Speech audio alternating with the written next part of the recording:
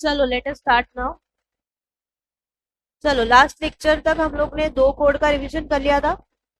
Table और में total 4 codes are there. 4 में से हम लोग ने 2 कोड रिवाइज कर लिए थे, ठीक है। Now the next 2 codes are remaining and that 2 codes are basically related to your social security legislations and the last one is your industrial dispute related, ठीक है। बस इसको खत्म करते हैं and your labor law part will be over, ठीक है। और एक लास्ट में आपका आएगा जो पॉश एक्ट है, बेसिकली वो कोई कोड के अंदर कवर नहीं होता, वो चैप्टर सेपरेटली है। So after we complete both of this code then will go to that chapter, ठीक है। चलो शैल वी स्टार्ट नाउ।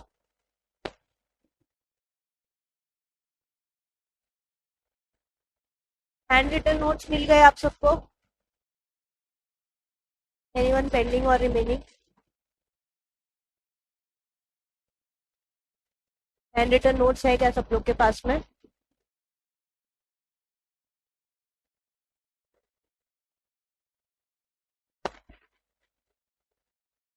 चलो ठीक है, चालू करते हैं आगे। डन। नेक्स्ट कोड पे आ जाओ, that is your social security legislation. Basically the objective of this code क्या था? सोशल सिक्योरिटी दिया हुआ है, मतलब जो हमारे एम्प्लॉइज एंड वर्कर्स है उनके बेनिफिट्स की बात की है। बट वो बेनिफिट्स कब मिलेंगे एंड कौन से बेनिफिट्स की बात है? तो ये हो गया हमारा आफ्टर रिटायरमेंट वाला। और इन सर्टन केसेस अगर एम्प्लॉय को, व्हाट इफ की एम्प्लॉय को ड्यूरिंग द वर्क, अब यार ये बराबर, इज इट क्लियर नाउ?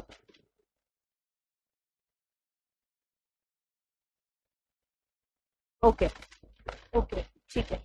चलो सो व्हाट इफ, पहली तो केस जो हमारा सोशल सिक्योरिटी लेजिस्लेशन है उसकी बात की है in this code, particular code. तो social security relates to after the retirement वाला पार्ट, मतलब वर्कर ने अगर 15-20 साल एक ऑर्गेनाइजेशन के साथ काम किया है and after retirement he is not going to do, he is not going to continue with any job, उसको सैलरी नहीं मिलने वाला, तो अब वर्कर आफ्टर रिटायरमेंट वाली लाइफ कैसे कैरी ऑन करेगा, ठीक है। तो यहाँ पे जितने भी बेनिफिट दिखेंगे आपको मोस्टली वो सारे केसेस में मिलेंगे।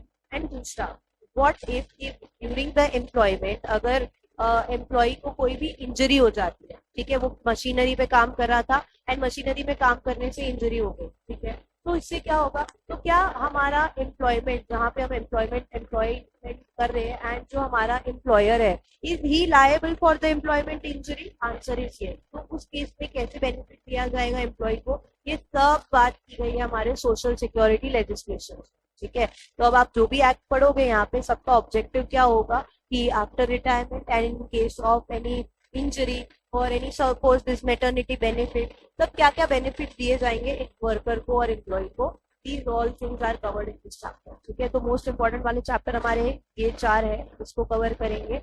एंड उसके बाद ना हम लोग इंडस्ट्रियल डिस्प्यूट एक्ट, जो मेन हमारे पास पहले है ना, जो पोटेंशियल मार्क्स होल्ड करता है इन एग्जाम, उसको खत्म करेंगे। उसके बाद कुछ छोटे एक्ट जो बचेंगे as per the time limitation, वो एक्ट हम लोग सीखेंगे, ठीक है। तो are we ready? Shall we start now? अब आ जाओ पेमेंट ऑफ ग्रेचुइटी एक्ट पे। सबसे छोटा सा एक्ट है ये एंड बहुत ही सिंपल एक्ट है। सब फटाफट से सुनता, what is gratuity? Payment of gratuity act का बात किया है। So what is gratuity? Gratuity is a lump sum payment that is made by the employer to the workman on the completion of the services, ठीक है। तो जब भी employment, जैसे अगर एक एम्प्लॉय ने एक ऑर्गेनाइजेशन के साथ में 10 साल, 15 साल, 20 साल एसोसिएटेड था and now he is retiring from the organization, तो एक लंप सम अमाउंट उसको पे किया जाएगा, that is known as gratuity. अच्छा, ये लंप सम अमाउंट क्यों पे करना है? तो आउट ऑफ ग्रैटिट्यूड। जब भी मैं वर्ड ग्रेचुइटी पढ़ती हूँ ना, मुझे ग्रैटिट्यूड वर्ड याद आता है। एज ग्रैटिट्यूड का मतलब क्या होता है? बेसिकली थैंक यू बोलना, ठीक है, that is known as your gratuity. तो ये ग्रेचुइटी इसीलिए दिया जाता है बिकॉज एम्प्लॉय ने अपने काफी इंपॉर्टेंट ईयर्स एक ऑर्गेनाइजेशन को दिए हैं, उस ऑर्गेनाइजेशन को प्रोडक्टिव एंड प्रॉफिटेबल बनाया है, इसलिए ग्रेचुइटी दी जाती है। Now certain provision of this act, अगर हम लोग बोल रहे हैं लमसम पेमेंट करना है, तो वो लमसम पेमेंट हम लोग कुछ कैलकुलेशन तो करना पड़ेगा। There must be certain formula, उससे ये लमसम पेमेंट होगा। तो इस एक्ट के अंदर आपको ये देखना है कि ये लमसम पेमेंट की फॉर्मूला क्या है। And next termination of service. अच्छा चलो मैंने एक कंपनी के साथ सिर्फ 6 महीना काम किया, क्या मुझे ग्रेजुइटी मिलेगी? Answer is no. बस यही सारे क्वेश्चंस के साथ आप डील करोगे इस चैप्टर में, देन चैप्टर होगा।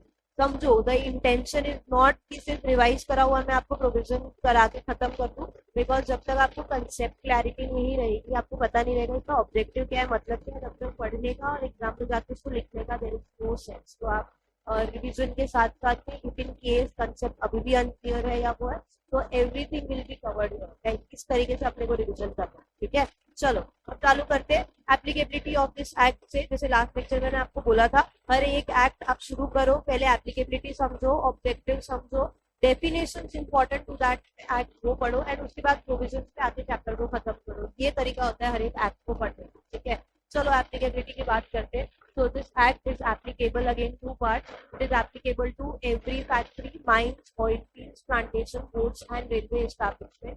अच्छा, के अलावा की जो भी एस्टैब्लिशमेंट है और शॉप्स जहाँ पे 10 और मोर पर्सन्स आर एम्प्लॉयड और वर employed on any day preceding 12 months, वहाँ पे gratuity act will be applicable. Again ध्यान रखना, यहाँ पे जब एवरी फैक्ट्री वाला वर्ड यूज किया है, एवरी फैक्ट्री यानी क्या यहाँ पे कोई लिमिट है क्या 10 और मोर 20 और मोर वाली की, कि एक एम्प्लॉय भी होगा तो भी एक्ट एप्लीकेबल हो जाएगा? आंसर इज यस, एक एम्प्लॉय भी होगा तो भी एक्ट एप्लीकेबल हो जाएगा।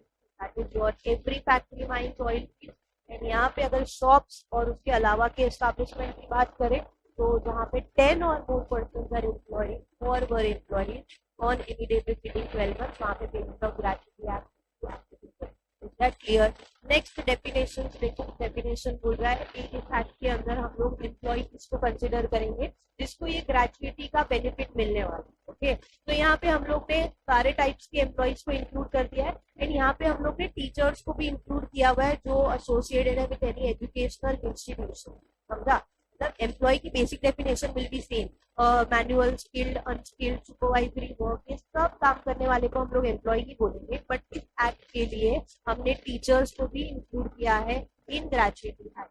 ठीक है, अब इंक्लूजन की बात कर ली। Next we will talk about the exclusion, जो ऐसे एम्प्लॉय जिसको हम लोग एम्प्लॉय नहीं बोलेंगे फॉर दिस एक्ट। तो यहाँ पे कौन नहीं इंक्लूड होंगे? So any employees of central government or state government will not be considered as employee under payment of gratuity act. Is that clear? Next definition पे आओ। अब कुछ क्वेश्चंस जो आपको आंसर करने हैं। When is gratuity payable? Termination of service वाला बात किया अभी हम लोग ने, तो टर्मिनेशन ऑफ सर्विस उसके बाद में ग्रेचुइटी कब तक पे करनी है? तो व्हेन इज ग्रेचुइटी पेएबल? तो gratuity shall be payable on termination of employment. चलो यहाँ तक तो हम लोगों को समझा। Termination of employment after the employ after he has rendered a continuous service of 5 years or more. I would like to draw your attention on continuous service and then 5 years or more.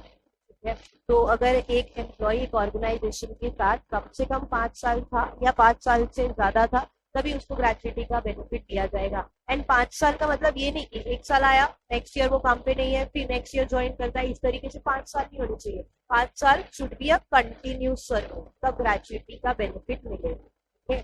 तो अब gratuity कैसे मिलेगा? On his superannuation. Superannuation का मतलब समझ लो, retirement before as. Suppose मैं एक organisation के साथ एसोसिएटेड हूँ एंड मेरे कॉन्ट्रैक्ट में ये लिखा हुआ है कि दिस एम्प्लॉय मतलब I will retire on the age of 50, on attaining the age of 50। Age and when I trigger the age of 50 और I attain the age of 50, मेरा रिटायरमेंट हो जाएगा। That is known as your superannuation. तो superannuation एक contract से determine किया जाता है। The age will be determined by the contract, that is known as superannuation. ठीक है, दूसरी केस कब होगा? ऑन रिटायरमेंट और रेजिग्नेशन। ये तो सिंपल है। ठीक है, रिटायरमेंट हो गया एम्प्लॉय का, तब ग्रेचुइटी का बेनिफिट मिलेगा। या एम्प्लॉय ने रिजाइन कर दिया, after a continuous service of 5 years or more, then he will be eligible for gratuity. And third वाला केस बात कर रहा है on the death, disablement due to accident और डिजीज।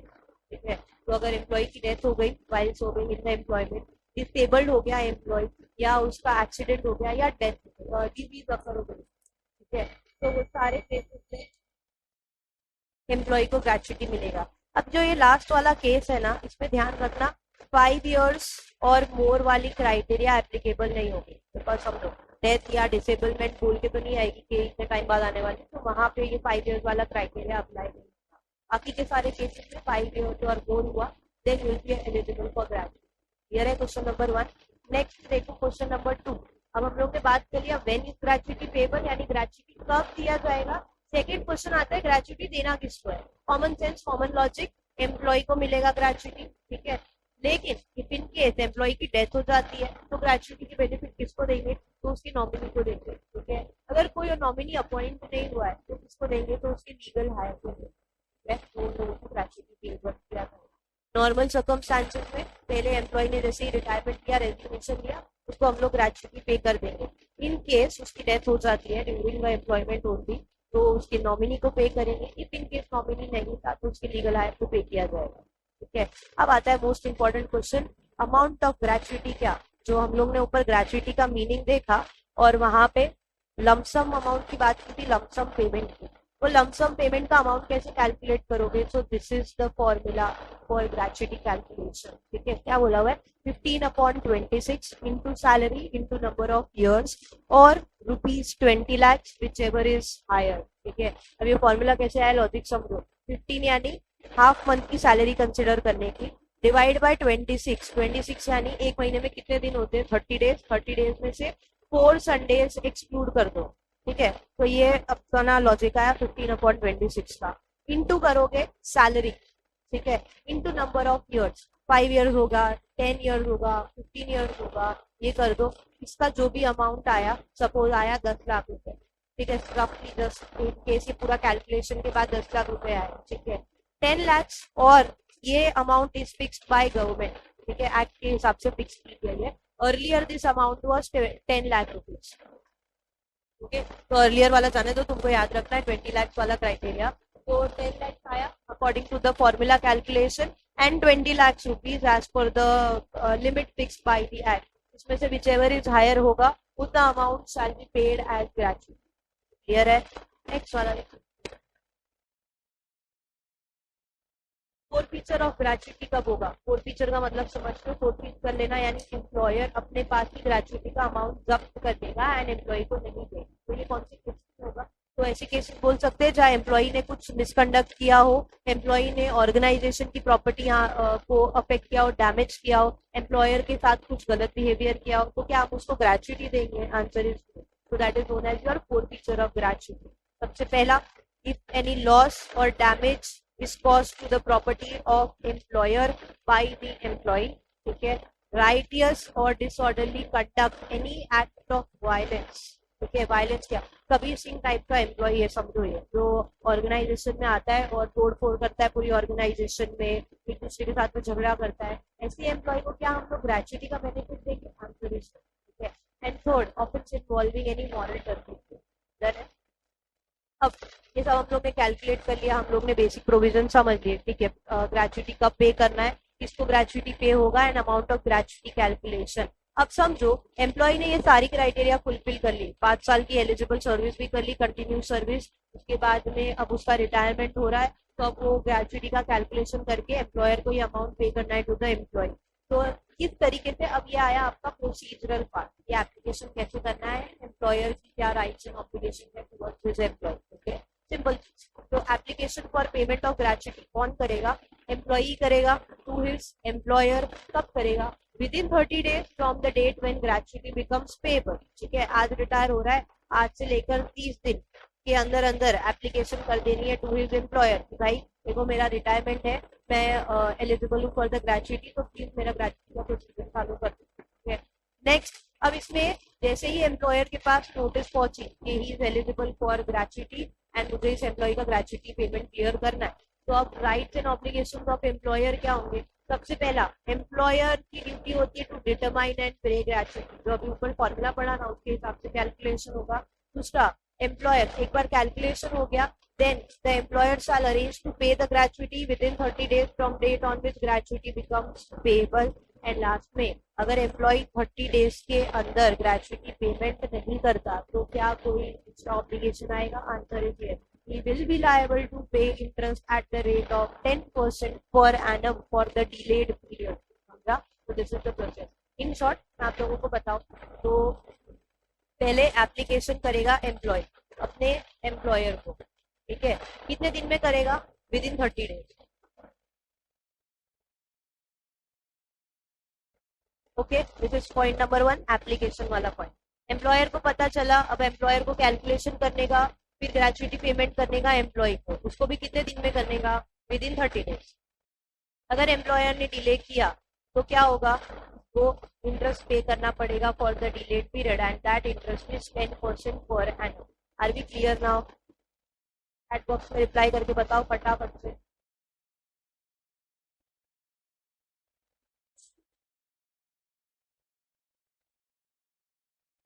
अब नेक्स्ट वाले पे आ जाओ। डन, ठीक है। चलो नेक्स्ट, अब last question of this chapter, continuous service हम लोग बार बार बोल रहे थे, यहाँ पे हम लोग ने देखा था कंटिन्यूस सर्विस करनी है ऑफ 5 years और मोर। जब मैंने आप लोग को बोला भी कि उसको हाईलाइट करो, ये ध्यान दो, this is your continuous service. तो कंटिन्यूस सर्विस किसको बोलोगे, ठीक है, उसका डेफिनेशन दिया है, which is also again an important definition for this chapter. चलो, मीनिंग ऑफ कंटिन्यूस सर्विस, सबसे पहला, employee shall be deemed to be in continuous service for the period he has been on the uninterrupted service। interruption का मतलब समझ लो, मतलब बीच में कुछ दखल अंदाजी आई। अनइंटरप्टेड का मतलब कंटिन्यूस सर्विस होना चाहिए, बीच में कुछ भी टाइम गैप नहीं होना चाहिए, या ऐसा नहीं होना चाहिए कि एम्प्लॉय ने जॉब छोड़ दिया वापस एम्प्लॉयमेंट पे आया, ये सब चीजें नहीं होनी, ठीक है। So that is called as your uninterrupted service. Now second part, देखो अब अनइंटरप्टेड सर्विस तो बोला, बट अगर मे बी अगर एम्प्लॉय सिक हो गया तो, बीमार हो गया तो क्या करेंगे, इनकेस उसने लीव लिया तो क्या करेंगे, या मे बी ऐसा कुछ हो गया कि फैक्ट्री में ही लॉकआउट हो गया या फिर ले ऑफ हो गया, तो क्या उसको भी हम लोग अनइंटरप्टेड सर्विस ही बोलेंगे? Answer is including service which may be interrupted on account of sickness, accident, leave, absence from duty, ले ऑफ एंड लॉकआउट। ये कुछ ऐसे सर्कमस्टांसेस है जो बियॉन्ड द कंट्रोल है, पहले से नहीं पता होता ना सिकनेस आने वाला है या फिर लीव लेनी है, तो this will be also counted as uninterrupted services. Next definition, mere absence from duty without leave cannot be said to be resulting in breach of continuous service। मतलब नॉर्मल एक दिन की छुट्टी गया था एंड उसके बाद वो ऐसे लीव पे चला गया, that will not be called as breach of continuous service, ठीक है।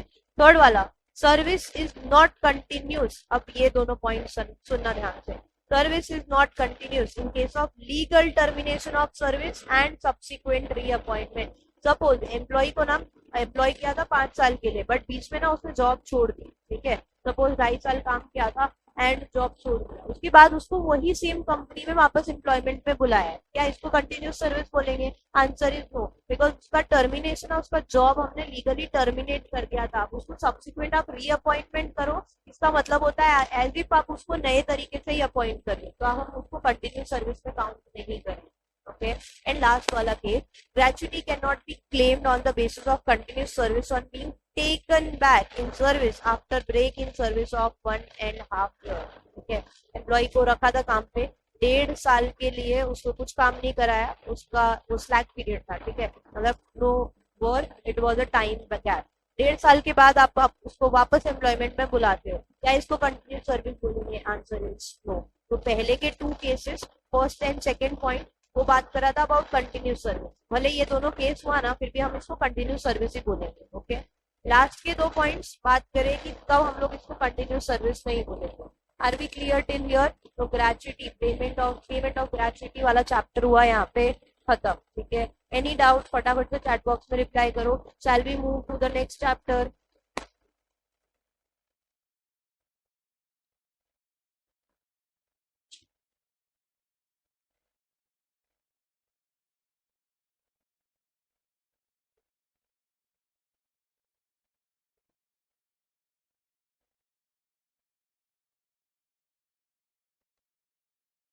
डन, ठीक है। चलो, अब पहले हम लोग ईएसआई एक्ट करते, ईएसआई करते, ईपीएफ करते एंड उसके बाद मैटरनिटी बेनिफिट एक्ट पे आते हैं, वो बहुत छोटा सा ही एक्ट है, पहले ये 2 चैप्टर्स को खत्म।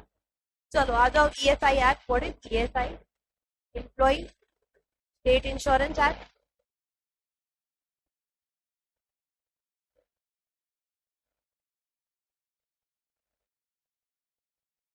ओके, चलो नाम में क्या दिया हुआ है? Employee and insurance. एम्प्लॉय को इंश्योरेंस कब दिया जाएगा?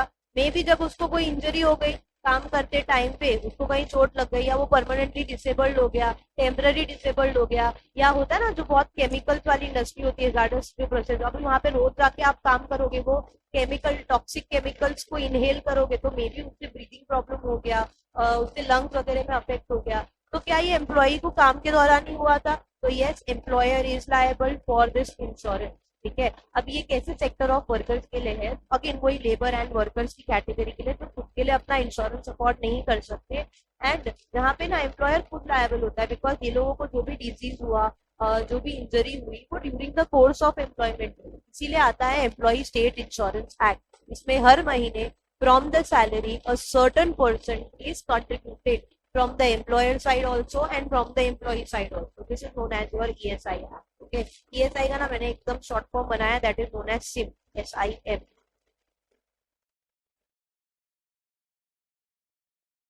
ठीक है, SIM मतलब सिकनेस, दूसरा इंजरी, इंजरी में भी कैसा, इंजरी से क्या सीधा सीधा डेथ ही हो गई तो भी आएगा, दूसरा डिसेबलमेंट हुआ, डिसेबल्ड हो जाते, ठीक है, तो वो डिसेबलमेंट भी आएगी। डिसेबलमेंट के दो type, temporary disablement, permanent disablement, and the third is maternity benefit. ठीक है, तो इस तरीके से इसका पर्पस के लिए आपको इंश्योरेंस मिलेगा under this act, that is known as your ESI act 1948। ठीक है, अब पढ़ते हैं कितना कंट्रीब्यूशन करना है एम्प्लॉयर को, कितना कंट्रीब्यूशन करना है एम्प्लॉय को। अच्छा, ये फंड जो होगा वो फंड कौन सी अथॉरिटी मेंटेन करेगी, क्या कोई काउंसिल है क्या इसको मॉनिटर करने के लिए, एडमिनिस्टर करने के लिए। सिकनेस की बात कर रहे हैं, इंजरी की बात कर रहे हैं, तो क्या कोई मेडिकल बेनिफिट आएगा बीच में? आंसर इज ये, बस यही सारी चीजें पढ़ेंगे चैप्टर ओवर। चलो पहले पढ़ लेते हैं applicability of this act. Applicable to all the factories, ठीक है, एंड दूसरा फैक्ट्रीज के अलावा जो भी shop, hotels, restaurant, cinemas including theatres, paper establishment, road transport undertaking जहाँ पे 20 या से ज्यादा पर्सन आर एम्प्लॉय, वो हर एक जगह पे ESI act will be applicable. First criteria क्या थी? ऑल फैक्ट्रीज, ऑल फैक्ट्रीज का मतलब एक भी एम्प्लॉय हुआ तो एप्लीकेबल होगा क्या? Yes, answer. एंड दूसरा, फैक्ट्रीज के अलावा जितने भी एस्टैब्लिशमेंट वहाँ पे 20 और मोर पर्सन आर एम्प्लॉयड, तो वहाँ पे एक्ट एप्लीकेबल हो जाए। डन है, चलो डेफिनेशन देखते हैं अकॉर्डिंग टू दिस एक्ट। जैसे अभी मैंने आपको बोला, certain percentage will be contributed by employer and employee. ठीक है, तो कितना परसेंटेज कंट्रीब्यूट करना है, कौन सी सैलरी को हम लोग लेंगे for consideration of this percentage, वो सब आएगा आपको। पहला डेफिनेशन क्या दिया हुआ है? कंट्रीब्यूशन। कंट्रीब्यूशन का मतलब sum of money payable to the corporation. Corporation क्या है मैं भी आपको आगे बताती हूँ, ESI से बोलते हैं, आएगा आपको। और देखो, sum of money payable by to the corporation by principal employer in respect of an employee plus includes any amount payable by or on behalf of the employee. तो एम्प्लॉयर कितना कंट्रीब्यूट करेगा? 3.25%, एम्प्लॉय विल कंट्रीब्यूट 0.75, टोटल मिला के 4%। अच्छा, ये 4% किसका लेने का? तो सैलरी और वेजेस का। डन है, so this is your contribution. Again repeating, employer and employee. चलो, employer and employee एक फंड में पैसे जमा करेंगे with respect to the ESI। Employer कितना करेगा? 3.25%, एम्प्लॉई कितना करेगा? 0.75, टोटल मिला के कितना होगा? 4%। ठीक है, this is your contribution. And contribution ऐसा नहीं कि एम्प्लॉयर अपने पास रखेगा या फंड मेंटेन करेगा, फंड बकायदा आपको डिपॉजिट करना है to ESI, employee state insurance corporation. ठीक है,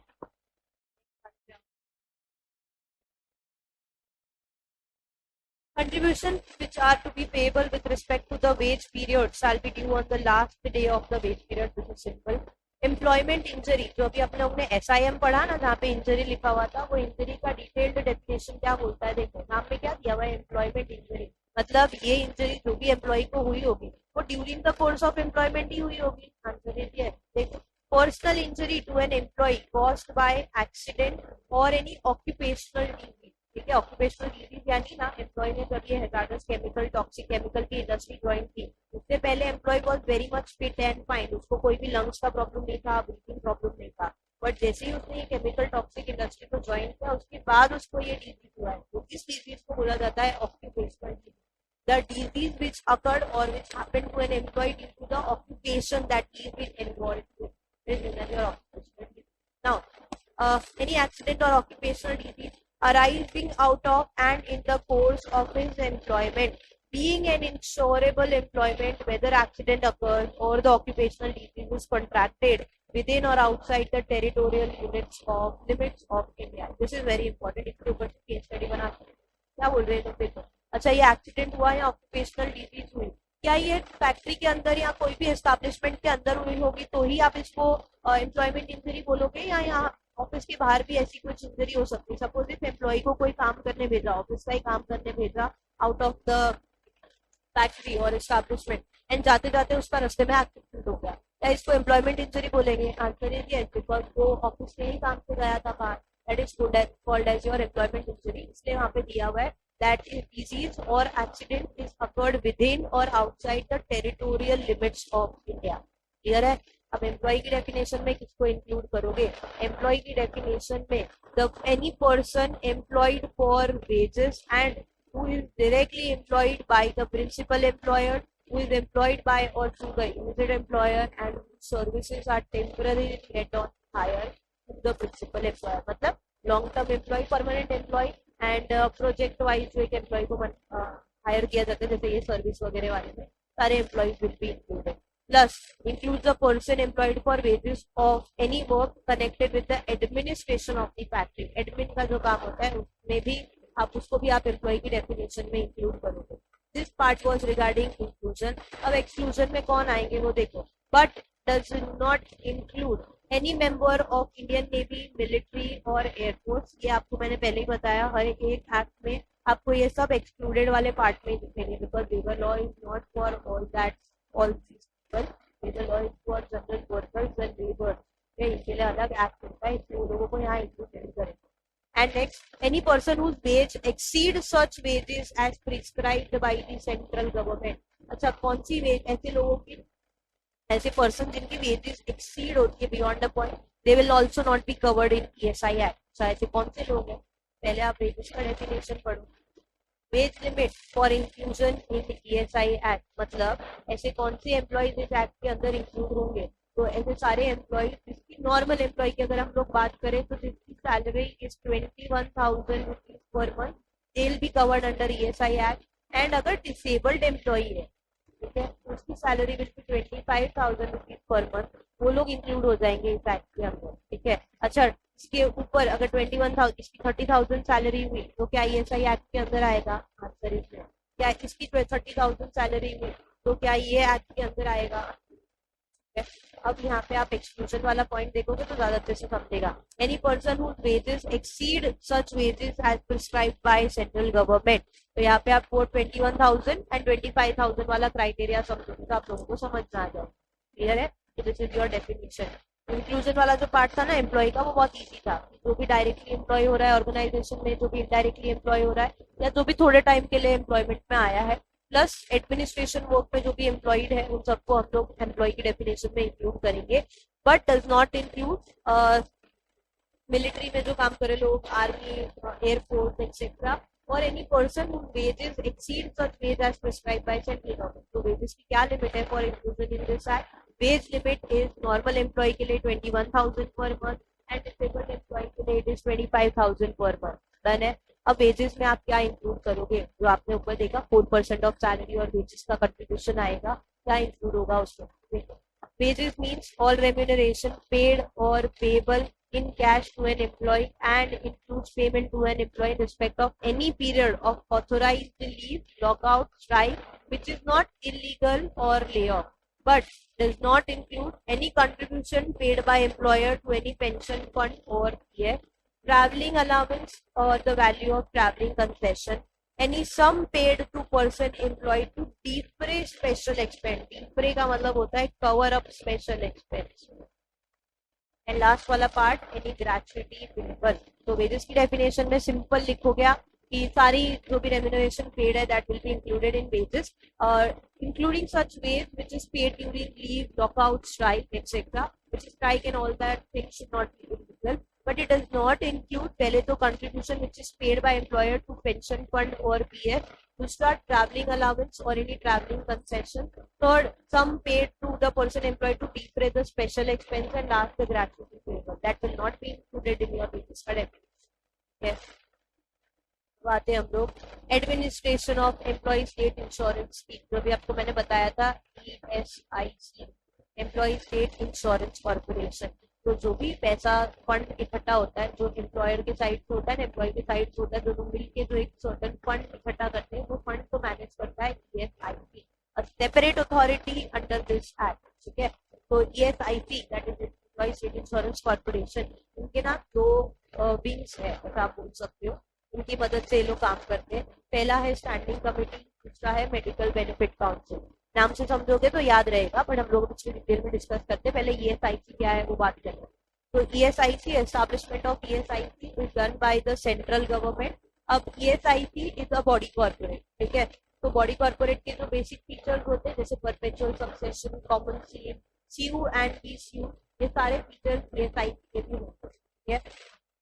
अब कॉन्स्टिट्यूशन में सेंट्रल गवर्नमेंट अपॉइंट करेगी। अच्छा, इसके अंदर काम करने वाले लोग कौन होंगे? एडमिनिस्ट्रेशन में कौन होगा? चेयरमैन होगा, वाइस चेयरमैन होगा, and other members representing the interest of employer, employee, state government, union territories and medical profession. This will be included in ESIC।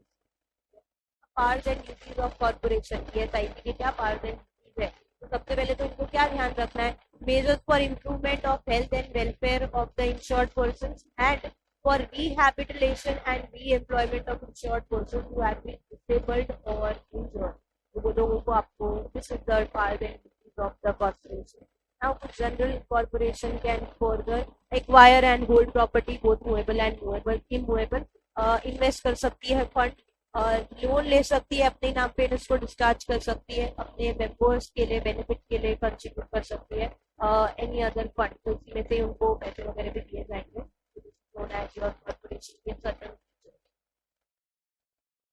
Wings of corporation, जैसे मैंने अभी आपको बताया, पहले आपके पास में standing committee and other is the medical benefit council. तो स्टैंडिंग कमेटी ना एडमिनिस्टर करेगी, कॉर्पोरेशन में जो भी काम होगा ना उसका एडमिनिस्ट्रेशन पार्ट संभालेगा स्टैंडिंग कमेटी, ठीक है।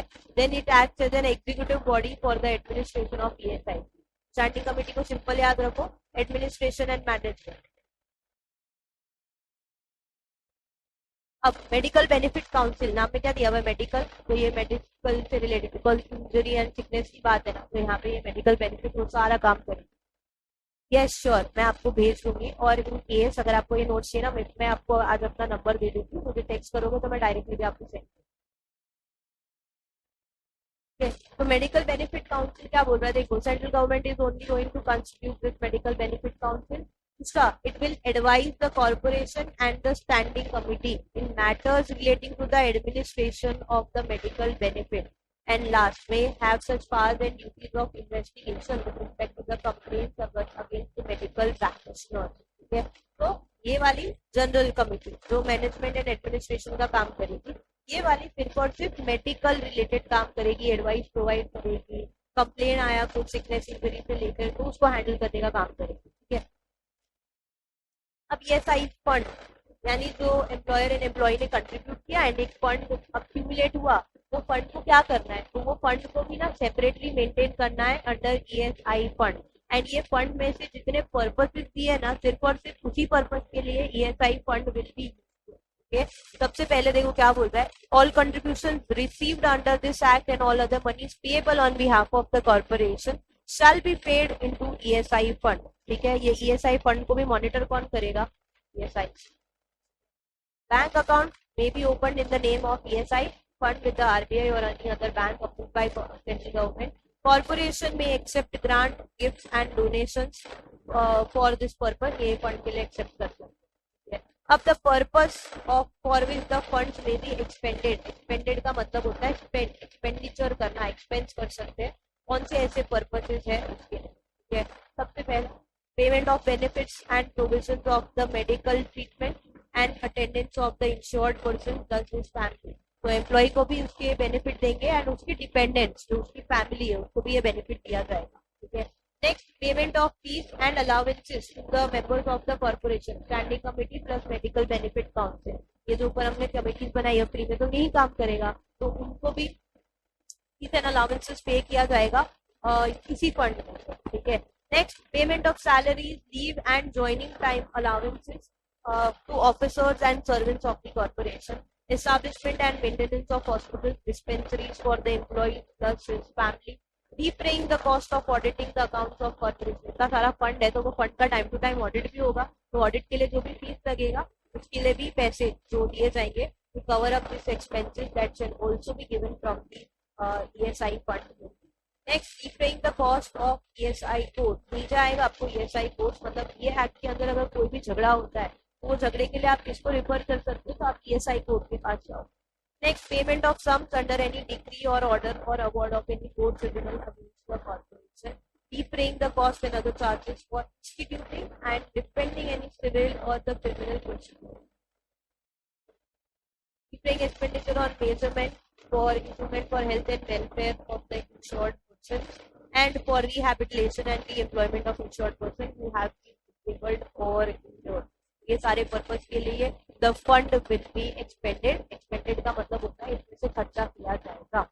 ओके, अब ये जो फंड में से पैसा इकट्ठा हुआ यानी जो ये इंश्योरेंस की बेनिफिट की हम लोग बात करें, क्या क्या बेनिफिट्स मिलेंगे एम्प्लॉय को. ठीक है, तो पहले तो सिकनेस अगर उसको हुई तो वो सिकनेस में जो भी हॉस्पिटल जाने का खर्चा, डिस्पेंसरी का खर्चा, प्लस उसके डिपेंडेंट्स के ऊपर जो भी उस टाइम के लिए, because the person is sick now, तो वो एम्प्लॉयमेंट में नहीं जा सकता, उसको सैलरी नहीं मिलेगा, तो डिपेंडेंट्स के लिए उस टाइम तक प्रोविजन किया जाएगा from this ESI only. And अगर इन केस डेथ हो जाता है एम्प्लॉय का, तो डेथ के टाइम पे भी जो फ्यूनरल एक्सपेंसेस होते हैं एंड डिपेंडेंट्स को एक सर्टेन अमाउंट देना पड़ता है, वो सब भी इसमें से ही मिलेगा. This are the benefits of ESI. ठीक है, पहले देखो क्या बोलते हैं, periodical payments in case of sickness. Periodical payment समझते हो, टाइमली पेमेंट, हर महीने पेमेंट या हर हफ्ते payment, that is known as your periodical payment. In case of sickness certified by the medical practitioner, periodical payment to an insured workman in case of confinement, miscarriage, sickness out of pregnancy. Pregnancy के time पे तो maternity benefit दिया जाता है, तो confinement हो गया, miscarriage हो गया, उस टाइम पे भी ये पेमेंट दिया जाएगा. Periodical payment to an insured person suffered from the disablement. Periodical payment to dependents of the insured. Dependents का मतलब होता है the family members. Medical treatment and attendance on insured person. Payment of funeral expenses. This is applicable in case of death. And right to receive. This is important point. Right to receive the benefits is not transferable and assignable. मतलब अगर employ खुद का जो insurance का amount है, fund का amount, तो वो ऐसा नहीं बोल सकता मैं आपको एम्प्लॉय को पास ऑन कर दूं या मैं किसी और इंसान को ये पास ऑन कर दूं. तो right to receive benefit is with that particular employee only, किसी और को ट्रांसफर या असाइन नहीं कर सकते. ठीक है, next point is your ESI code. अच्छा, इस एक्ट के अंदर कुछ झगड़ा होता है तो क्या हम लोगों के पास में ये एक्ट के अंदर स्पेशलाइज कोड बने हुए हैं, तो आंसर इज ये. तो यहाँ पे अभी आपको ESI कोड के बारे में पढ़ना है, the constitution of ESI code and ये कोड में क्या मैटर्स को डिसाइड किया जाता है. ठीक है, तो ये कोड को कॉन्स्टिट्यूट कौन करेगा, तो स्टेट गवर्नमेंट करेगी. नाम में क्या है, एम्प्लॉय स्टेट इंश्योरेंस, तो कॉन्स्टिट्यूशन करने का भी काम कौन करेगा, स्टेट गवर्नमेंट. ठीक है, अच्छा, इसमें जज कौन अपॉइंट होगा, तो any person who has been a judicial officer or a legal practitioner for 5 years standing shall be qualified as a जज ऑफ द ESI कोड. अब मैटर्स कौन से डिसाइड होंगे इस कोड के अंदर, matters to be decided for adjudication of dispute. Adjudication का मतलब होता है रिजॉल्वमेंट या सॉल्विंग ऑफ डिस्प्यूट.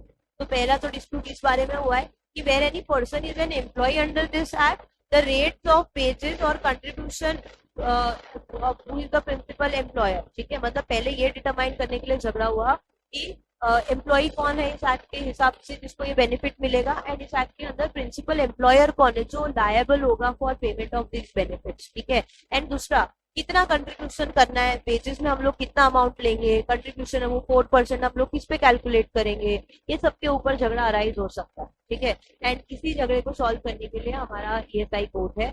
ये हो गया एडजुडिकेशन ऑफ डिस्प्यूट वाला पॉइंट एंड ये हो गया एडजुडिकेशन ऑफ क्लेम वाला पॉइंट. क्लेम्स में for recovery of contribution from principal employer, action or failure negligence to pay the contribution, claim for recovery of any benefits eligible under this act. तो ये सब matters के लिए अगर dispute arise हुआ है तो आप जा सकते हो ESI कोड के पास. ESI code will resolve all the disputes under this. तो ये चैप्टर भी हुआ तुम्हारा यहाँ पे खत्म. 2 चैप्टर्स एकदम इजी, ग्रेजुएटी वाला भी एकदम इजी था. ESI इज ऑल्सो वेरी, कुछ ऐसे प्रोविजन भी आपको ध्यान में रखने हैं, rest of the things are very. अब 5 मिनट के लिए सांस लो. उसके बाद हम लोग नेक्स्ट चैप्टर पे जाते हैं. Till the time if you have any doubt please feel free to ask. Comment box में आप लोग लिख सकते हैं, तो वो सॉल्व करते हैं. मतलब 5 मिनट के लिए थोड़ा साथ लो, उसके बाद चालू.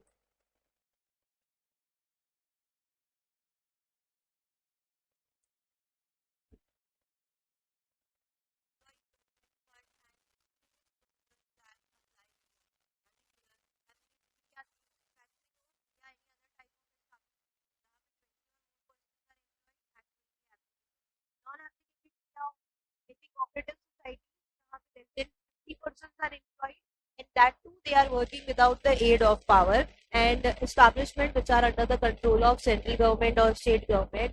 Third, any other establishment which is established under any central, provincial or state act.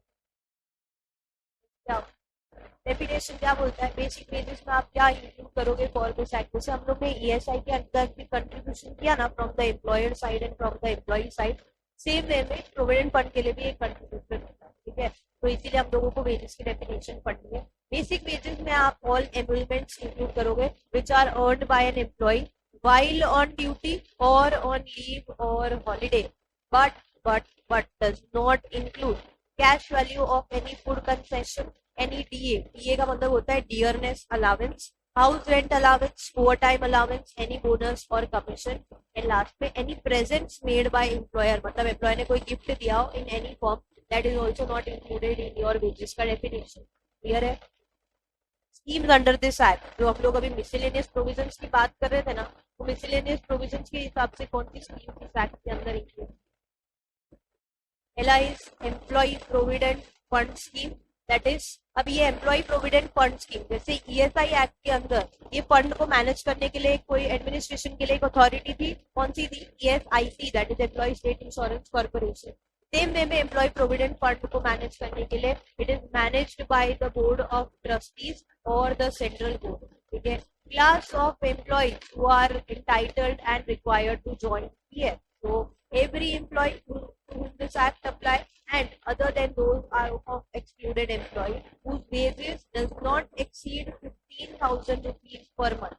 ठीक है, तो वो सारे एम्प्लॉय आपके इस एक्ट के अंदर कवर हो जाएंगे. क्या बोला है देखो ध्यान से सुनना. Every employee to whom this act applies इनका wages does not exceed 15,000 rupees per month.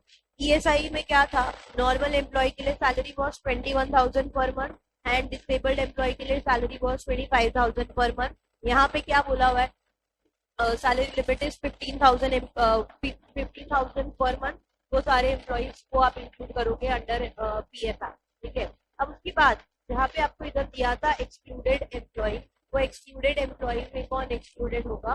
तो सबसे पहले एक तो देखो लॉजिकल थिंग कॉमन सेंस में, जिसकी सैलरी इज एक्सीडिंग 15,000 रुपीज, वो सारे लोगों को आप एक्सक्लूडेड एम्प्लॉय में रखोगे, बराबर ना.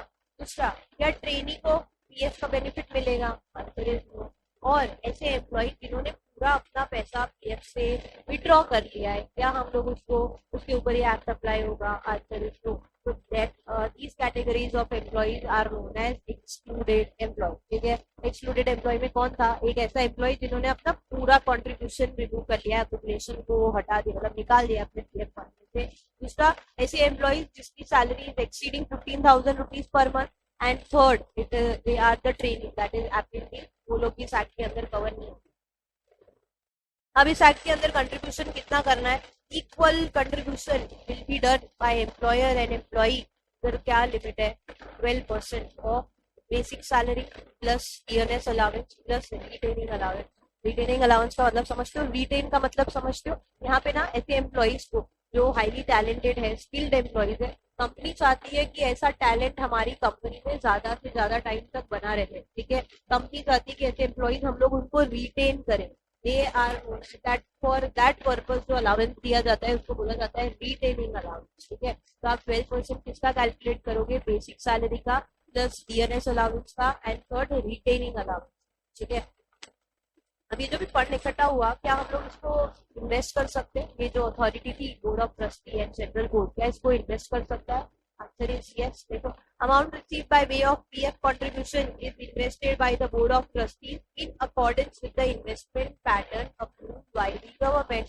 एंड दूसरा, members of PF get interest on money standing to their credits in their PF account. Very important. हर साल अब आप न्यूज देखोगे ना, जैसे ही फाइनेंशियल ईयर एंड होता है, नया फाइनेंशियल ईयर चालू होता है, तो आप न्यूज देखोगे कि this year PF interest rate, तो ना ही आपको सैलरी में से जो फंड इकट्ठा होगा उतना मिलेगा, इसके ऊपर हर साल इंटरेस्ट भी प्लस होते जाता है। तो जब आप 10 साल बाद 20 साल बाद ये पीएफ का पैसा निकालते हो ना, तो आपको अपने कंट्रीब्यूशन प्लस इंटरेस्ट के साथ वो पैसा मिलता है, that is known as your देखो नीचे लिखा हुआ है, rate of interest for each financial year is recommended by the board of trustee and final decision is of the central government. ठीक है, now again from this fund आप क्या क्या पैसा विड्रॉ कर सकते हो या एडवांस ले सकते हो, वो बात किया हुआ है, फटाफट देखेंगे। Very non refundable advance for payment of premium towards LIC, employee को अपने एलआईसी प्रीमियम पे करना है, क्या एडवांस पैसा निकाल सकता है?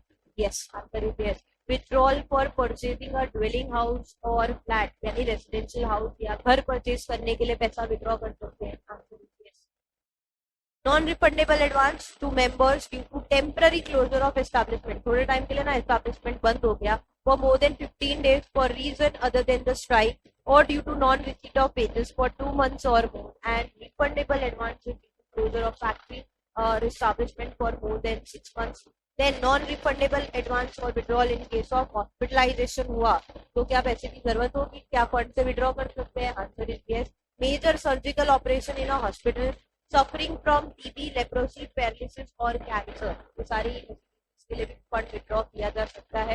अब ये तो जब इंडिविजुअल एम्प्लॉय को खुद को हुआ रहेगा तब इसके लिए पैसे विड्रॉ कर सकते हैं, अगर उसकी फैमिली मेंबर को भी ये चीजें हुई है तो क्या पैसे विड्रॉ हो सकते हैं? Answer is yes. देखो, non refundable advance for treatment of members of the family who has been hospitalised for 1 month or more, तो भी पैसा विड्रॉ किया जाएगा। For major surgical operation, for treatment of TB, leprosy, paralysis, cancer. ठीक है, next वाला देखो, non-refundable advance for daughters or sons marriage, for self marriage and marriage for sister and brother, खुद की शादी करनी हो तो भी पैसा विड्रॉ कर सकते हैं, अगर घर वालों की शादी करनी है, रिलेटिव्स की शादी करनी है, सिस्टर ब्रदर एंड खुद के बच्चे लोगों की शादी करानी है तो भी पैसा कैन बी विड्रॉ। ठीक है, next, non refundable advance to members affected by cut in supply of electricity, non refundable amount in case of property damage by a calamity of exceptional nature, natural calamity हो गई and पूरा का पूरा घर या property destroy हो गई, वापस बनाना पड़ेगा उसको, उसके लिए भी पैसा can be withdrawal. Withdrawal for payments of loan and non refundable advance to physically handicapped members for purchasing of their equipment relating to minimizing the hardship on account of handicap, physically disabled लोग होते हैं उनको wheelchair for support वो rod वगैरह लेके चलते हैं, उन लोगों को अगर वो सारे इक्विपमेंट्स परचेज करने हैं जिससे उनकी लाइफ थोड़ी सी ईजी हो सकती है, तो क्या पीएफ से पैसा निकाल सकते हैं? Answer is definitely. ठीक है, तो these were the withdrawals that are allowed from this fund. ठीक है, नाउ फाइनल विड्रॉल कब हो सकता है, मतलब एकदम लास्ट एकदम फाइनल वाला विड्रॉल वो कब होगा?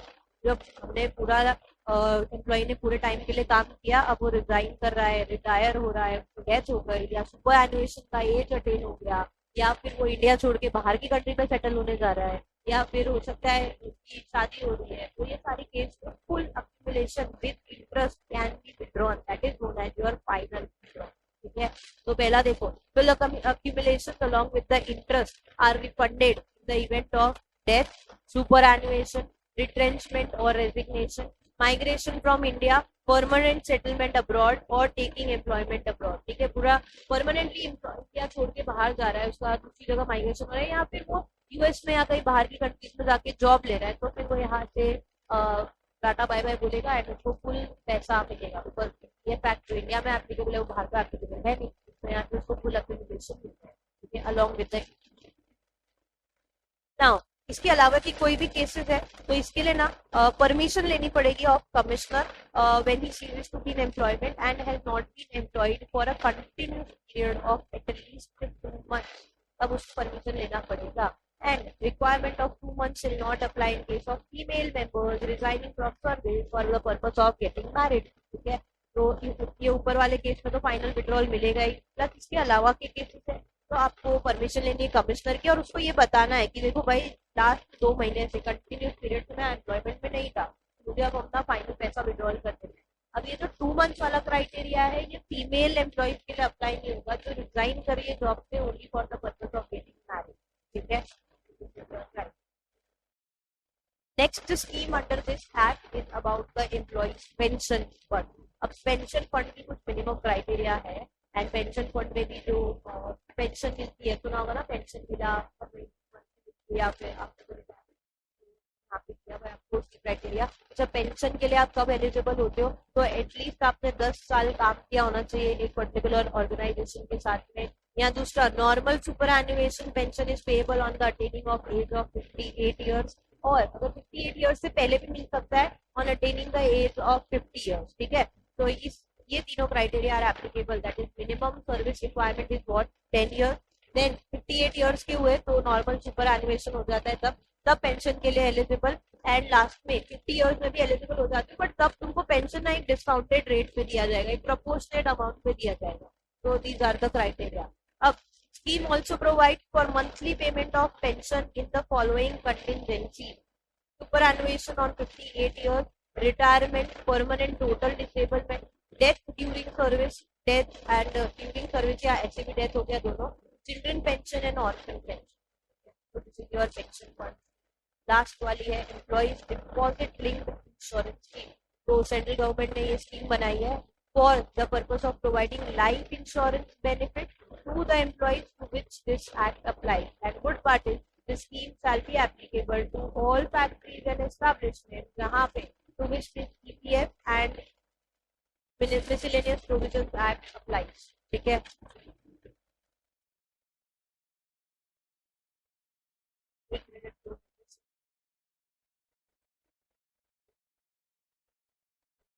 Last point of this provident fund and pension act क्या बोल रहा है देखो. Contribution to insurance fund. तो एम्प्लॉय इस एक्ट के अंदर is not liable for contribution. कौन से एक्ट के अंदर है? ये जो अभी आपने पढ़ा, डिपॉजिट लिंक्ड इंश्योरेंस स्कीम के अंदर. But employer shall contribute 1% of basic salary plus dearness allowance including cash value of any food concession plus retaining allowance if any. तो इस तरीके से कंट्रीब्यूशन किया जाएगा दिस एक्ट. ठीक है, तो ये हमारा ये एक्ट भी खत्म हो गया. कितने एक्ट खत्म किए? पेमेंट ऑफ ग्रेचुइटी एक्ट हुआ, ईएसआई एक्ट हुआ एंड ईपीएफ एक्ट हुआ. अब अपने जाते हैं मेटर्निटी बेनिफिट एक्ट के अंदर. ठीक है, ये इतना कर लोगे तो आपका social security legislation that is code 3 will also be over.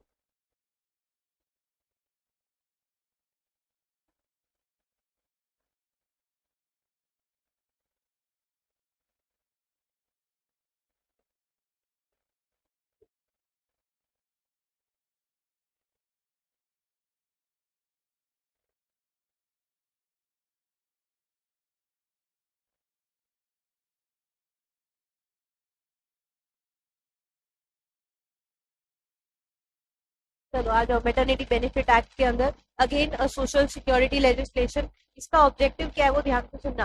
Maternity benefit ये सारी फीमेल एम्प्लॉइज को दिया जाता है व्हेनेवर मेटर्निटी लीव सुना होगा आपने, whenever a woman is pregnant and to carry out that whole process easily and smoothly. And ये भी ध्यान रखना है कि during that period the female employee is not forced to come to the work and to continue work. And उस time पे जो rest period दिया जाना चाहिए along with the salary, maternity paid, उस टाइम पे जो सैलरी के साथ में पूरा बेनिफिट दिया जाना चाहिए, that is known as maternity benefit act 1961. अब आपको देखना है यहाँ पे मेटर्निटी बेनिफिट एक्ट के हिसाब से कितनी लीव्स मिलनी चाहिए एंड कितने टाइम के लिए ये पूरा मेटर्निटी बेनिफिट दिया जाएगा. व्हाट इफ कि अगर मेटर्निटी बेनिफिट के बाद में when the female employee is returning to work after delivering the child, उसको उसके बाद में क्या सब किया जाता है.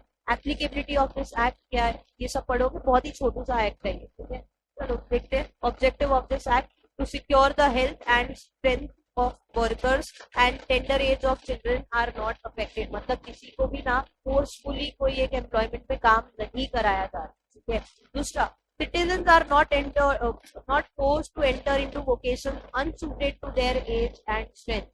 किसी से जबरदस्ती ऐसा कोई भी काम नहीं कराया जा रहा जो उसके स्ट्रेंथ के या उसके एज के अपोजिट. मतलब बहुत ओल्ड एज पीपल को आप ऐसा मैनुअल वर्क दो, लेबर इंटेंसिव काम दो, ऐसा सब चीजें नहीं करते. And third, aimed to protect the dignity of motherhood by providing for full and healthy maintenance of women and children when she is not working. तो फीमेल एम्प्लॉय का भी ध्यान रखना है, प्रेग्नेंट एंड जो चाइल्ड बॉर्न होने वाला है दोनों का भी ध्यान रखना है. This is the objective of this act. Next is applicability. All mines, factories, circus industry, plantation, shops and establishment जहाँ पे 10 और मोर पर्सन आर एम्प्लॉयड, वहाँ पे act will be applicable. Definition क्या बोलता है? तो चाइल्ड की डेफिनेशन में इंक्लूड किया है और still born child, commissioning mother, biological mother जो IVF के प्रोसीजर से चाइल्ड कंसीव करते हैं लोगों को भी इंक्लूड किया है। ये वाले कुछ क्राइटेरिया ध्यान में रखते हैं। क्या बोल रहा है देखो, एम्प्लॉयमेंट ऑफ और work by women prohibited during the certain period, no employer shall knowingly employ women during 6 weeks immediately following the day of her delivery or miscarriage or any medical termination of pregnancy। तो date of delivery आज है, आज से लेकर 6 हफ्ते तक employer को जब पता है कि एम्प्लॉय ने अभी डिलीवरी किया है या उसका मिसकैरेज हुआ है, कोई भी काम एम्प्लॉय नहीं करना है। So this is the first criteria. And दूसरा, on request of women employees, she shall not be given during a period of 1 month immediately preceding the period of 6 weeks before the date of her expected delivery work which is of arduous in nature। arduous का मतलब होता है tedious in nature and very hard work। इसकी मतलब ऐसा होगा इसमें जिसमें ना एम्प्लॉय को, ये फीमेल एम्प्लॉय को पूरा पूरा दिन खड़े रह के काम करना पड़े, या ऐसा काम हो जहाँ पे बहुत ज्यादा मेहनत लगती हो, तो ये सारा काम एम्प्लॉयर को अपने एम्प्लॉय को नहीं देना। कब नहीं देना है? तो 6 वीक्स जो है ना, 6 वीक्स का जो क्राइटेरिया है वो क्राइटेरिया बाद वाला है, बट ये क्राइटेरिया कौन सा? 1 मंथ पहले। 6 वीक्स जो है ना उसको 1 मंथ पहले तक, पहले से ये काम, ऐसा कोई भी काम नहीं देना है जो आरडीएस से नेचर है, ठीक है। एंड इसके बारे में जो हमारी वुमेन एम्प्लॉई है वो रिक्वेस्ट करेगी अपने एम्प्लॉयर को, ठीक है। Now right to payment of maternity benefit, तो उसको कितना मैटरनिटी बेनिफिट दिया जाएगा? पेड लीव की हमने बात किया, तो वो पेड लीव कितना होगा इस सबके बारे में आपको दिया हुआ। Every woman employee shall be entitled to payment of maternity benefit at the rate of average daily wage for the period immediately preceding day of her delivery, actual day of her delivery, at any period immediately following that day। तो इतना average daily veg दिया जाएगा। कब दिया जाएगा? Date of delivery के पहले, date of delivery तक एंड डेट ऑफ डिलीवरी के बाद। ये पूरा मिलके आपका मैटरनिटी बेनिफिट का लीव मिलेगा, ठीक है। एंड कैसे देंगे? तो एवरेज डेली वेज के बेस पे। एवरेज डेली वेज में आप क्या कंसिडर करोगे, कैसे कैलकुलेट करोगे? मीन्स अब उसका फॉर्मूला दिया है, means the average of women's wages payable to her on the day she has worked during the period of 3 calendar months immediately preceding the date from which she absents herself. तो last 3 महीने का आप average daily wage निकालोगे and इसके basis पे maternity benefit दिया जाएगा, ठीक है। अब मैटरनिटी बेनिफिट में जो लीव देनी है and eligibility for maternity benefit क्या है उसकी बात किया हुआ। क्या अगर कल के कल ही एक नई फीमेल एम्प्लॉय हमारे ऑर्गेनाइजेशन में आई एंड वो अगर प्रेग्नेंट है तो क्या उसको पूरा पूरा मैटरनिटी बेनिफिट 6 महीने की लीव दे देंगे? अगर there is certain minimum number of days that she must have worked before taking this. तो यहाँ पे क्या बोल रहे थे, कोई women employee has work for a period of not less than 80 days in 12 months immediately preceding the date of her expected delivery। तो कम से कम उन्होंने 80 दिन काम किया होना चाहिए इन लास्ट 12 months, तभी she is eligible for maternity benefit. Next, maximum period for which a woman shall be entitled to maternity benefit shall be 26 weeks, of which not more than 8 weeks shall precede the date of her expected delivery। इस point को ध्यान से सुनना और समझना। Total maternity benefit में leave कितनी मिलेगी? 26 weeks की मिलेगी, ठीक है, 26 weeks की मिलेगी। उसके बाद क्या बोला? Of which not more then 8 weeks shall precede the date of her expected delivery। Total leave period is 26 weeks। Suppose उसकी डेट ऑफ डिलीवरी आज की है, तो ये जो प्रीसीडिंग पीरियड वाला टाइम है, उस प्रीसीडिंग पीरियड में ना उसको मैक्सिमम 8 weeks की ही लीव दी जाएगी। रिमेनिंग पीरियड का जो लीव दिया जाएगा वो ये डेट ऑफ डिलीवरी के बाद होगा, okay. This is the criteria. अब सुनो, टोटल इज 26 weeks, पर 26 weeks में जो डेट ऑफ डिलीवरी है ना उसकी पहले की जो लीव दी जा रही है that should be maximum 8 weeks only, उससे ज्यादा नहीं होना, ठीक है। तो दिस इज द क्राइटेरिया। अब देखो फिर नेक्स्ट क्या बोला हुआ है।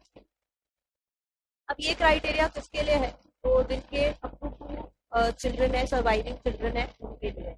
अब नेक्स्ट वाली क्राइटेरिया, जब ऊपर वाला समझ में आ गया ना तो ये आप लोगों को समझ में आ जाएगा। देखो क्या बोल रहे हैं, maximum period for women having 2 or more than 2 surviving children shall be 12 weeks, ठीक है, of which not more than 6 weeks shall precede the date of her expected delivery. तो ये वाली जो कंडीशन थी फर्स्ट वाली, ये उनके लिए जिनके अप टू चिल्ड्रन तक है, अगर उससे ज्यादा होते हैं तो हर बार 6 महीने का लीव नहीं मिलेगा, उसका कम होती जाएगी। तो वो लीव कैसे होगी, तो 26 वीक से आप टोटल लीव मिलेगी आपको 12 वीक की। अब इसमें जो प्रीसीडिंग वीक मिलने वाली है डेट ऑफ डिलीवरी से पहले, that shall be not more than 6 week, यानी मैक्सिमम 6 वीक्स की मिलेगी। That is your criteria. Are we clear? Next, a women who legally adopts a child below the age of 3 months, उनको भी leave मिलेगा। और a commissioning mother shall be entitled to a period of 12 weeks का leave. ठीक है, जिन्होंने child adopt किया है या फिर वो कमिशनिंग मदर है, उसको भी ये लीव दिया जाएगा। अब वो लीव का पीरियड भी हो जाएगा 12 वीक्स का। ठीक है, तो नॉर्मल केसेस में जो था आपका, मतलब अप टू 2 चिल्ड्रन तक है, तो क्या होगा, 26 वीक्स मिलेगी, जिसमें से डेट ऑफ डिलीवरी से पहले की week shall be maximum 8 weeks होगी। दूसरे दोनों केसेस में leave is total leave is 12 week. तो पहले वाले केस में अगर women has 2 or more than 2 surviving children, तो लीव मिलेगा 12 वीक्स इन टोटल, जिसमें से not more than 6 weeks shall precede before the date of her delivery. And the last वाला part is about the mother who has adopted a child who is below the age of 3 months and a commissioning mother. ठीक है, उनको भी leave मिलेगा। Total leave period will be of 12 done है। अब हम लोग बात करते हैं अबाउट कि जो मैटरनिटी बेनिफिट है वो किस तरीके से एम्प्लॉय को दिया जाएगा। तो फीमेल एम्प्लॉय को अपने एम्प्लॉयर को एप्लीकेशन देना है कि she is going on maternity leave and everything. वो प्रोसीजरल पार्ट आपको यहाँ पे दिया। Notice for claim of maternity benefit women employee देगी अपने एम्प्लॉयर को, राइटिंग में नोटिस जाएगा stating that her maternity benefit be paid to her or her nominee and she will not work during the period for which she receives maternity benefit. ठीक है, next, on receipt of notice, employer shall allow woman employee to absent herself. Amount of maternity benefit for the period preceding the date of her delivery shall be paid in advance and the amount due for subsequent period shall be paid within 48 hours after the woman has delivered a child. So that is your criteria. ठीक है, मतलब amount of maternity benefit divide होगी दो part. पहला shall be paid in advance before the date of delivery वाले time पे, and जो बाकी का रिमेनिंग अमाउंट होगा वो पेड किया जाएगा within 48 hours after the woman has delivered a child. ठीक है, उसके बाद when the woman returns to work after delivering the child, तो ये दो बेनिफिट उसको दिए जाएंगे। पहला दिया जाएगा नर्सिंग ब्रेक एंड दूसरा दिया जाएगा क्रैच फैसिलिटी का। The nursing break, every woman after delivering returns to duty shall be allowed in the course of her duty. Daily work, 2 breaks until the child attains the age of 15 months. And crèche facility कब दिया जाएगा? Every पहले crèche facility देना किसको है, तो सारे ऐसे establishment जहाँ 50 और more employees are employed, तो वहाँ पे ये crèche facility दी जाएगी। crèche facility में कितना टाइम अलाउ किया जाएगा, तो employer shall allow 4 visits in a day। ठीक है, तो दिस इज योर क्राइटेरिया। हुआ यहाँ पे मैटरनिटी बेनिफिट एक्ट खत्म। ठीक है, तुम्हारे सोशल सिक्योरिटी लेजिस्लेशन इधर हुए खत्म, चारों के चारों एक्ट हो गए। 5 मिनट वापस सांस लो, उसके बाद हम लोग चालू करेंगे with industrial dispute act, then POSH act, उसके बाद मेजोरिटी पूरा आपका लेबर लॉ पार्ट बिल्कुल। ठीक है, चलो 5 मिनट लो, चालू कर।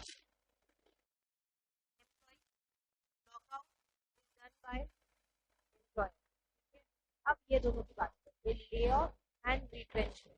ले ऑफ एंड रिट्रेंचमेंट का दोनों का मीनिंग ये होता है कि एम्प्लॉई को थोड़े टाइम के लिए काम से निकाल देना, सस्पेंड कर देना, that is known as lay off and. फर्क ये है कि lay off is for a temporary period of time and retrenchment is for a longer period of time, बोलो या permanent termination, that is called as your retrenchment. तो ये जो हमारा इंडस्ट्रियल डिस्प्यूट एक्ट है ना, ये एक्ट पूरा का पूरा बस इसी चारों टर्म में घूमता है and this is about your chapter. ठीक है, तो इंडस्ट्रियल डिस्प्यूट एक्ट, डिस्प्यूट का मतलब क्या हुआ, झगड़ा हुआ, एंड झगड़ा with connected with the industry, that is known as your industrial dispute. झगड़ा किसके बीच में होगा, तो झगड़ा होगा between the employer and workman, between workman and workman, and may be between employer and employer. ठीक है, that is connected with this industry, is called as your industrial dispute.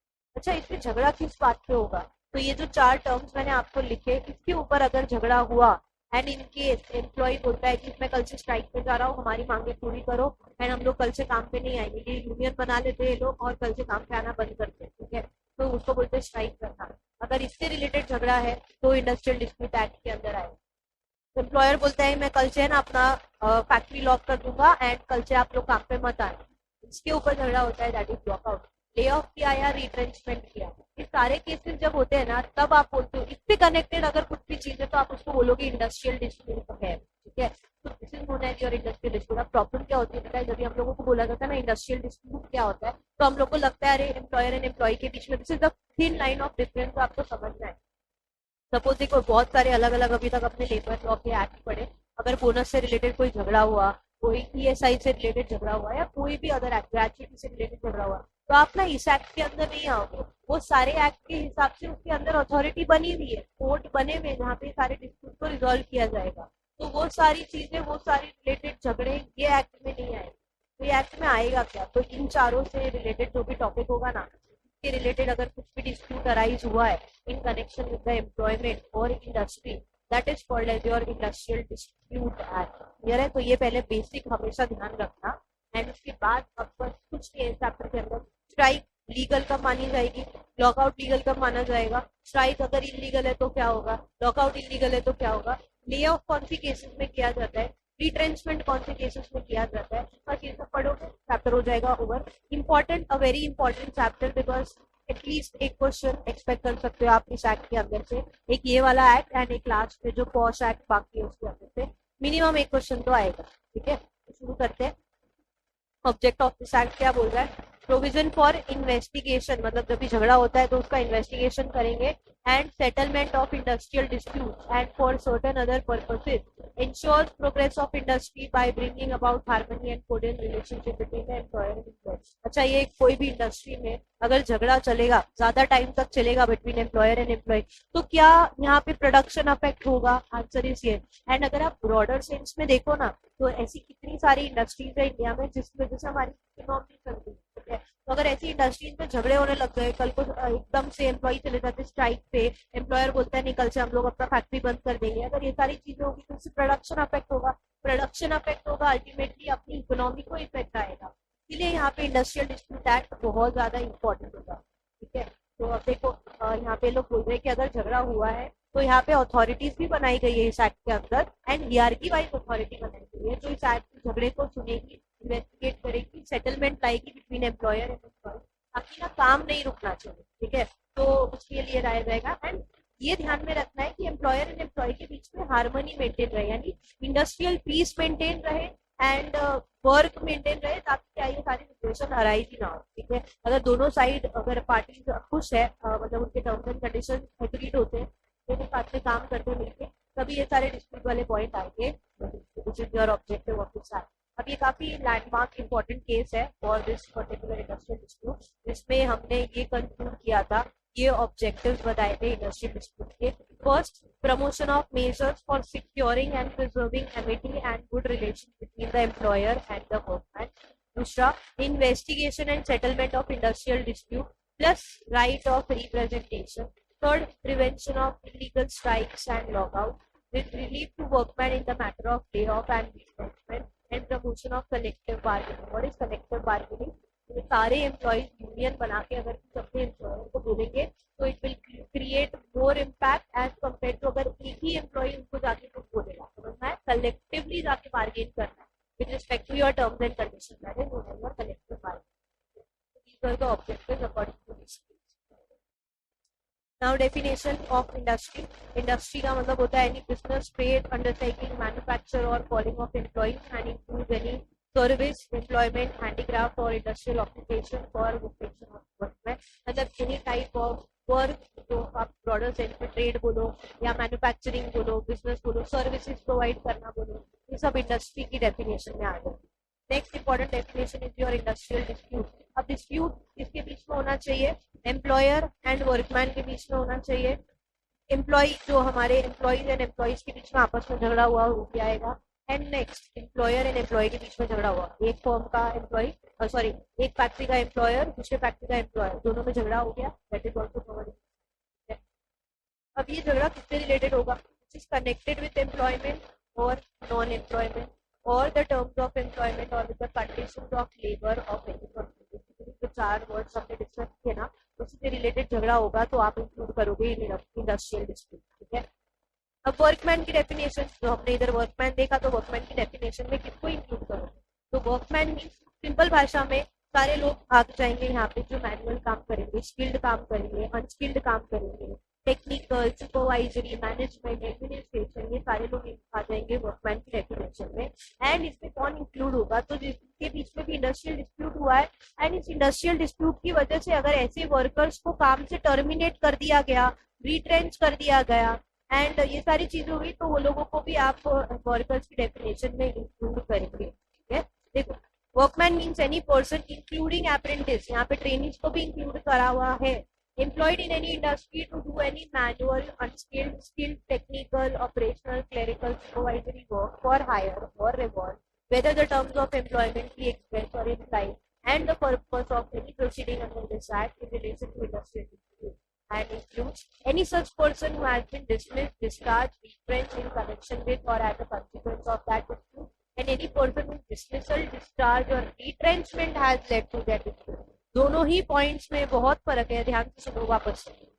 Industrial dispute की वजह से, फर्स्ट पॉइंट ये बोल रहा है कि इंडस्ट्रियल डिस्प्यूट की वजह से अगर कोई एम्प्लॉय को टर्मिनेट कर दिया गया, डिस्चार्ज कर दिया गया, रिट्रेंच कर दिया गया, वो भी वर्कमैन की डेफिनेशन में आएंगे। एंड दूसरे केस में ऐसा बोला गया कि किसी भी एम्प्लॉय की टर्मिनेशन की वजह से, डिसमिसल, रिट्रेंचमेंट की वजह से इंडस्ट्रियल डिस्प्यूट हुआ, तो उनको भी वर्कमैन की डेफिनेशन में इंक्लूड करेंगे। Are we clear? ठीक है, नेक्स्ट वाला देखिए, कौन से पर्सन इंक्लूड नहीं होंगे।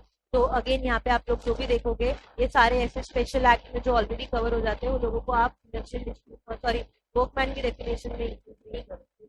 आर्मी एक्ट वाले नहीं आएंगे यहाँ पे, नेवी एक्ट वाले नहीं आएंगे, एयरपोर्ट वाले नहीं आएंगे, who is employed mainly in managerial or administrative capacity, वो भी नहीं आएंगे, who is employed in supervisory capacity drawing more than 1600 per month as wages, not included, who is exercising either by nature of duties attached to the office or by reason of powers vested in him constant of a managerial nature, ये लोग भी include नहीं होंगे। आते हम लोग strike, most important. आपको ना इसमें से इंडिविजुअल शॉर्ट नोट्स आ सकती है, स्ट्राइक क्या होता है एंड टाइप्स ऑफ स्ट्राइक, ये सबके ऊपर शॉर्ट नोट आता है, ठीक है। तो पहले स्ट्राइक का मतलब क्या होता है? स्ट्राइक कौन करता है? एम्प्लॉय करेगा। स्ट्राइक का मतलब क्या होता है? हम लोग कल से हड़ताल पे चले जाएंगे, हम लोग काम नहीं करेंगे जब तक हमारी मांगे पूरी नहीं होंगी, स्ट्राइक, काम बंद कर देना, दैट इज स्ट्राइक, ठीक है। देखो, cessation of work by body of person employed in any industry or refusal under common understanding by person employed to continue to work or accept any employment, okay. Mere stoppage of work does not come under the meaning of strike unless there is an industrial. Strike is a weapon of collective bargaining in the amount of the workers. सारे के सारे लोग एक साथ decide करेंगे ना कि हम लोग कल से काम पे नहीं आने वाले, तो it is a collective bargaining. तो आपको कुछ पॉइंट ध्यान में रखने हैं। टाइम और duration of strike is immaterial, एक दिन की भी स्ट्राइक हो सकती है, एक महीने की भी हो सकती है, एक साल की भी हो सकती है। Going on mass casual leave under common understanding amount to strike, marks को अंक कर लिया, कल से ऑफिस ही नहीं है, इसको भी हम लोग स्ट्राइक बोलेंगे।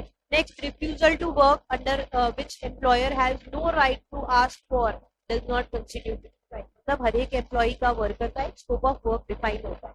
अगर employer out of the scope of work अगर एम्प्लॉय को काम करने बोल रहा है एंड एम्प्लॉय मना कर देता है कि ये काम मैं नहीं करूंगा because it is not included in my scope of work, तो इसको हम लोग स्ट्राइक नहीं बोलेंगे। That is very but obvious, logical. Okay. Next, if on a sudden death of fellow worker, workman refuses to resume work, it amounts to strike. अगर किसी की death हो गई एंड वो डेथ हुई थी ये इंडस्ट्रियल डिस्प्यूट की वजह से, तो सारे लोग ना उनको सिंपैथी देने के लिए, अभी आपको ना नीचे टाइप्स ऑफ स्ट्राइक में आएगा सिंपैथेटिक स्ट्राइक, तो एक एम्प्लॉय को सपोर्ट करने के लिए अगर बाकी के एम्प्लॉय बोलते हैं कि हम लोग कल से काम पे नहीं आएंगे, तो बाकी के एम्प्लॉय का तो कुछ था नहीं वहां पे, but just to support that one employee strike पे चले जाएंगे, that is known as your sympathetic strike. तो यहाँ पे क्या बोला, देखो, अगर है ना कोई वर्कर की काम करते करते एंड ये इंडस्ट्रियल डिस्प्यूट की वजह से डेथ हो जाती है एंड ये डेथ को सपोर्ट करने के लिए वर्कमैन लोग बोलते नहीं हम लोग अभी काम नहीं करेंगे आगे, that also strike. Next, worker must be employed in industry which has not been closed down, ठीक है। एंड लास्ट वाला, even when worker ceases to work, relationship of employer and employee will be continue. अब आते हैं types of strike, important question again. पहली वाली क्या दिया हुआ है, stay in, sit down, pen down और टूल डाउन स्ट्राइक। इसका मतलब ये होता है कि वर्कमैन लोग काम पे तो आएंगे, फैक्ट्री में आएंगे, एस्टेब्लिशमेंट में आएंगे, बट ये लोग क्या करेंगे पता है, वो लोग आके सिर्फ और सिर्फ बैठ जाएंगे, कोई भी काम नहीं करेंगे। पेन डाउन का मतलब होता है जैसे अगर वर्कर का पेन से काम कर रहा है, दैट इज कोई भी टूल यूज कर रहा है काम करने के लिए, वो रख देगा नीचे कि भाई देखो अब हम लोग काम नहीं करने आ रहे, हम लोग एस्टेब्लिशमेंट में तो आएंगे फिर हम लोग काम करने के लिए नहीं आ रहे, ठीक है। That is known as your staying in, sit down, pen down और टूल डाउन स्टाइल, ठीक है। सेकेंड वाला देखो,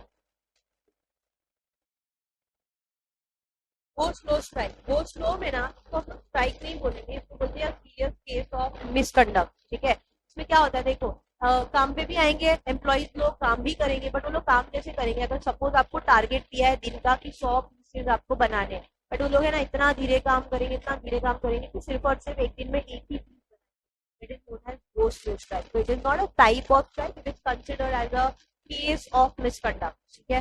थर्ड इज सिंपैथेटिक स्ट्राइक, जो मैंने अभी आपको एक्सप्लेन किया। एम्प्लॉयर, अभी देखो क्या हुआ ना, एम्प्लॉयर ने एक एम्प्लॉय को लेट आया वो काम पे, तो एम्प्लॉयर ने उसको बहुत गंदी तरीके से मारा, ठीक है, एंड मारते मारते उसको काफी इंजरी हो गई। अब ये इंजरी तो मतलब it was not a valid reason to do this thing, तो इसको सपोर्ट करने के लिए बाकी के सारे एम्प्लॉयज भी बोलते हैं हम लोग इसको सपोर्ट करेंगे, हम लोग काम नहीं करेंगे। This is known as sympathy देना, and this is known as your sympathetic strike, ठीक है। Next is hunger strike, very famous, भूख हड़ताल, ठीक है।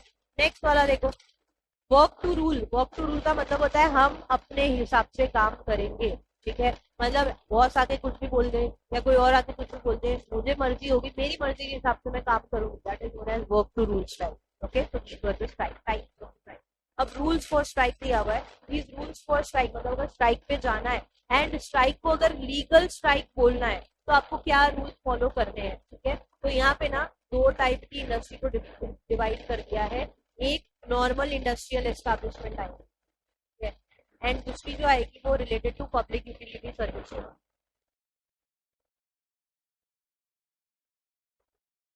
ठीक है। तो नॉर्मल एस्टैब्लिशमेंट में अगर आप सफिशिएंट टाइम पीरियड पहले नोटिस दे देते हो या फिर आपको बोला है जब तक आप स्ट्राइक नहीं कर सकते तो उतना टाइम के लिए आप वो स्ट्राइक पे नहीं जाओगे। एंड पब्लिक यूटिलिटी सर्विस के लिए भी सेम। पब्लिक यूटिलिटी सर्विस क्या होता है उसकी डेफिनेशन आप लोग नीचे देखते हैं, इसलिए मैंने यहाँ पे आपको दिखेगा कि मार्क किया हुआ है, हाईलाइट किया हुआ है। देखो, no person who is employed in any industrial establishment, any का मतलब होता है normal industrial establishment, shall go on strike in breach of contract। तो अलग अलग केसेस दिए हुए आपको यहाँ पे देखो, पहला वाला दिया है during pendency of conciliation proceeding, मतलब कंसिलिएशन का मैटर चल रहा है वो पेंडिंग है, ठीक है। पेंडेंसी के टाइम पे भी आप स्ट्राइक पे नहीं जा सकते and 7 days after the conclusion of such proceedings कभी भी आप स्ट्राइक पे नहीं जा सकते। समझ में आया? मैटर पेंडिंग चल रहा है कभी भी आप स्ट्राइक पे नहीं जाओगे, मैटर कंक्लूड हो गया, कंक्लूजन के 7 दिन बाद तक भी आप स्ट्राइक पे नहीं जा सकते, okay. Next is during pendency of proceeding before any labour court, tribunal और नेशनल ट्रिब्यूनल, ठीक है। तो ऊपर तो ये आउट ऑफ कोर्ट सेटलमेंट वाला बात था, यहाँ पे कोर्ट में मैटर चल रहा है, कोई भी लेबर कोर्ट में चल रहा है, ट्रिब्यूनल में चल रहा है, नेशनल ट्रिब्यूनल में चल रहा है, ठीक है। तो ये मैटर पेंडिंग है, तब तक नहीं जा सकते and 2 months after completion of that proceeding तब तक आप स्ट्राइक पे नहीं जा सकते, ठीक है। Next, during pendency of again arbitration proceeding, same criteria, pendency and 2 months after the conclusion. And last वाला period, any period in which a settlement or award is in operation, तब आप स्ट्राइक पे नहीं जा सकते, ठीक है। तो यहाँ पे 2 केसेस थे, पेंडिंग मैटर्स के टाइम पे भी आप नहीं जा सकते, मैटर खत्म हो गया उसके भी सर्टेन टाइम पीरियड के बाद आप स्ट्राइक पे नहीं जा सकते, ठीक है। हम लोग बात करते हैं about public utility service. Public utility service के लिए थोड़ा सा स्ट्रिक्ट हो जाता है बिकॉज पब्लिक यूटिलिटी सर्विस ऐसी है जैसे अगर आप मुंबई लोकल्स की बात करो, अगर वो लोग एम्प्लॉइज लोग डिसाइड करते हैं कि कल से हम लोग काम पे नहीं आएंगे, स्ट्राइक कर लेंगे अचानक से, तो फिर पूरी लाइफ लाइन, मुंबई की पूरी लाइफ लाइन अफेक्ट हो जाएगी। तो ऐसी सब जगहों पे इसको बोला जाता है पब्लिक यूटिलिटी सर्विस, तो पब्लिकली यूज की सर्विस, वहाँ पे आप ऐसी रातों रात स्ट्राइक डिक्लेयर नहीं करते, तो उसके लिए थोड़े से स्ट्रिक्ट प्रोविजन ज्यादा हो जाए, ठीक है। तो अगर आपको एग्जाम में शॉर्ट आउट आया कि स्ट्राइक की प्रोविजंस लिखो एंड आपको सिर्फ और कुछ बोला नहीं तो आप नॉर्मल इंडस्ट्रियल एस्टैब्लिशमेंट के स्ट्राइक की प्रोविजन लिख के आओगे, मतलब वो जो नॉर्मल डेज जो अभी हमने पढ़ाओगे। अगर आपको स्पेसिफिकली बोला है कि स्ट्राइक की provision in public utility services, तब आपको ये वाली क्राइटेरिया लिखनी है। Are we clear? Public utility service में क्या बोला है देखो, No workman employed in any public utility service shall go on strike in breach of contract without giving notice to employer within 6 weeks before striking, that is from the date of notice to the date of strike. A period of 6 weeks should not have been elapsed, or within 14 days of giving such notice, that is period of 14 days must have elapsed from date of notice to the date of strike, or before the expiry of date of strike specified in any such notice. तो भी strike पे नहीं जा सकते, या तो conciliation में matter pending है तो पेंडिंग मैटर के टाइम पे नहीं जा सकते, and 7 days after conclusion of such proceeding तब आप स्ट्राइक पे नहीं जा सकते। अब एक अच्छी बात यह है कि जो स्ट्राइक के प्रोविजन है सेम टू सेम स्ट्राइक के provisions are applicable to lockouts also, तो आपको अलग से कुछ पढ़ने की जरूरत नहीं है। आपको क्या करना है, अगर एग्जाम में क्वेश्चन आया, जैसे ना क्या होता है हम लोग स्ट्राइक स्ट्राइक बार बार पढ़ते ना ये दोनों क्राइटेरिया, तो एग्जाम में एकदम से क्वेश्चन आ गया लॉकआउट के बारे में तो हम लोगों को ऐसे 2 मिनट लगेगा कि ये कब पढ़ा था, बट ऐसा नहीं है। यही जो स्ट्राइक के प्रोविजन है सेम टू सेम लॉकआउट के लिए अप्लाई होंगे एंड वो अब एम्प्लॉयर के साइड से अप्लाई होंगे। तो आपको खाली ना ये दोनों आंसर में रिप्लेस क्या कर देना है, स्ट्राइक की जगह वर्ड यूज कर देना है लॉकआउट, ठीक है, तो वो आपका पूरा आंसर बन जाएगा। तो provision of strike and lockout के सेम प्रोविजन।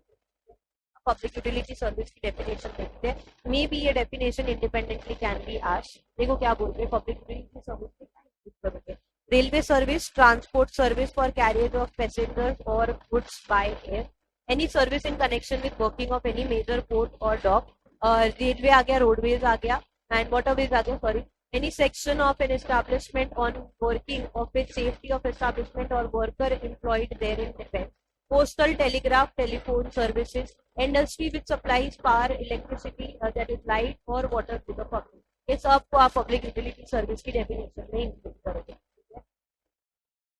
एंड लास्ट में any system of public conservancy or sanitation that is also included in public utility service definition. आपका स्ट्राइक एंड लॉकआउट खत्म हुआ, अब ले ऑफ एंड रिट्रेंचमेंट की बात आई। Lay off मैंने आपको बताया टेम्पररी पीरियड ऑफ टाइम के लिए होता है, ये ऐसे इवेंट्स में एम्प्लॉयर को जबरदस्ती करना पड़ता है बिकॉज ऐसे इवेंट्स है ये जो beyond the control of employer. अभी देखो कल आप काम पे गए फैक्ट्री में इलेक्ट्रिसिटी नहीं है, ठीक है, पूरा दिन इलेक्ट्रिसिटी नहीं आ रही, कोई मेजर काम चल रहा है, तो उस टाइम पे एम्प्लॉय को काम पे नहीं बुलाया जाता है, उनको ले ऑफ कर दिया जाता है कि सर्टेन पीरियड के लिए you have been laid off and उसके बाद आपको वापस काम पे बुला दिया जाएगा।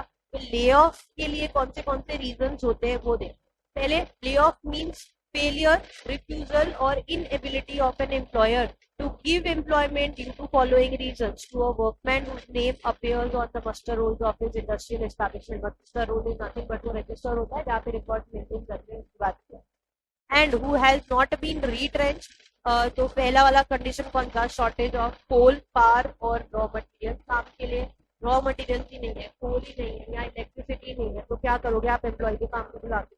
दूसरा accumulation of stocks, third breakdown of machinery and fourth natural calamity. तो ये सारी कंडीशंस में बोला जाता है ले ऑफ हो गया। अब रिट्रेंचमेंट की कंडीशन, रिट्रेंचमेंट होता है means termination of service for workmen by employer for any reason otherwise as a punishment suffered by way of disciplinary action। अब ये सारी चीजें रिट्रेंचमेंट, अगर ये केसेस हुए तो इसको आप रिट्रेंचमेंट में इंक्लूड नहीं करोगे। पहला voluntary retirement of workman, retirement of workman for reaching the age of superannuation contract contains stipulation and termination of service of workman as a result of non-renewable contract or between the workman and the employer। ये सब cases में retrenchment नहीं बोलेंगे, these are the normal circumstances। Last में termination of service due to continued ill health of the worker, तो इसको आप retrenchment नहीं करोगे।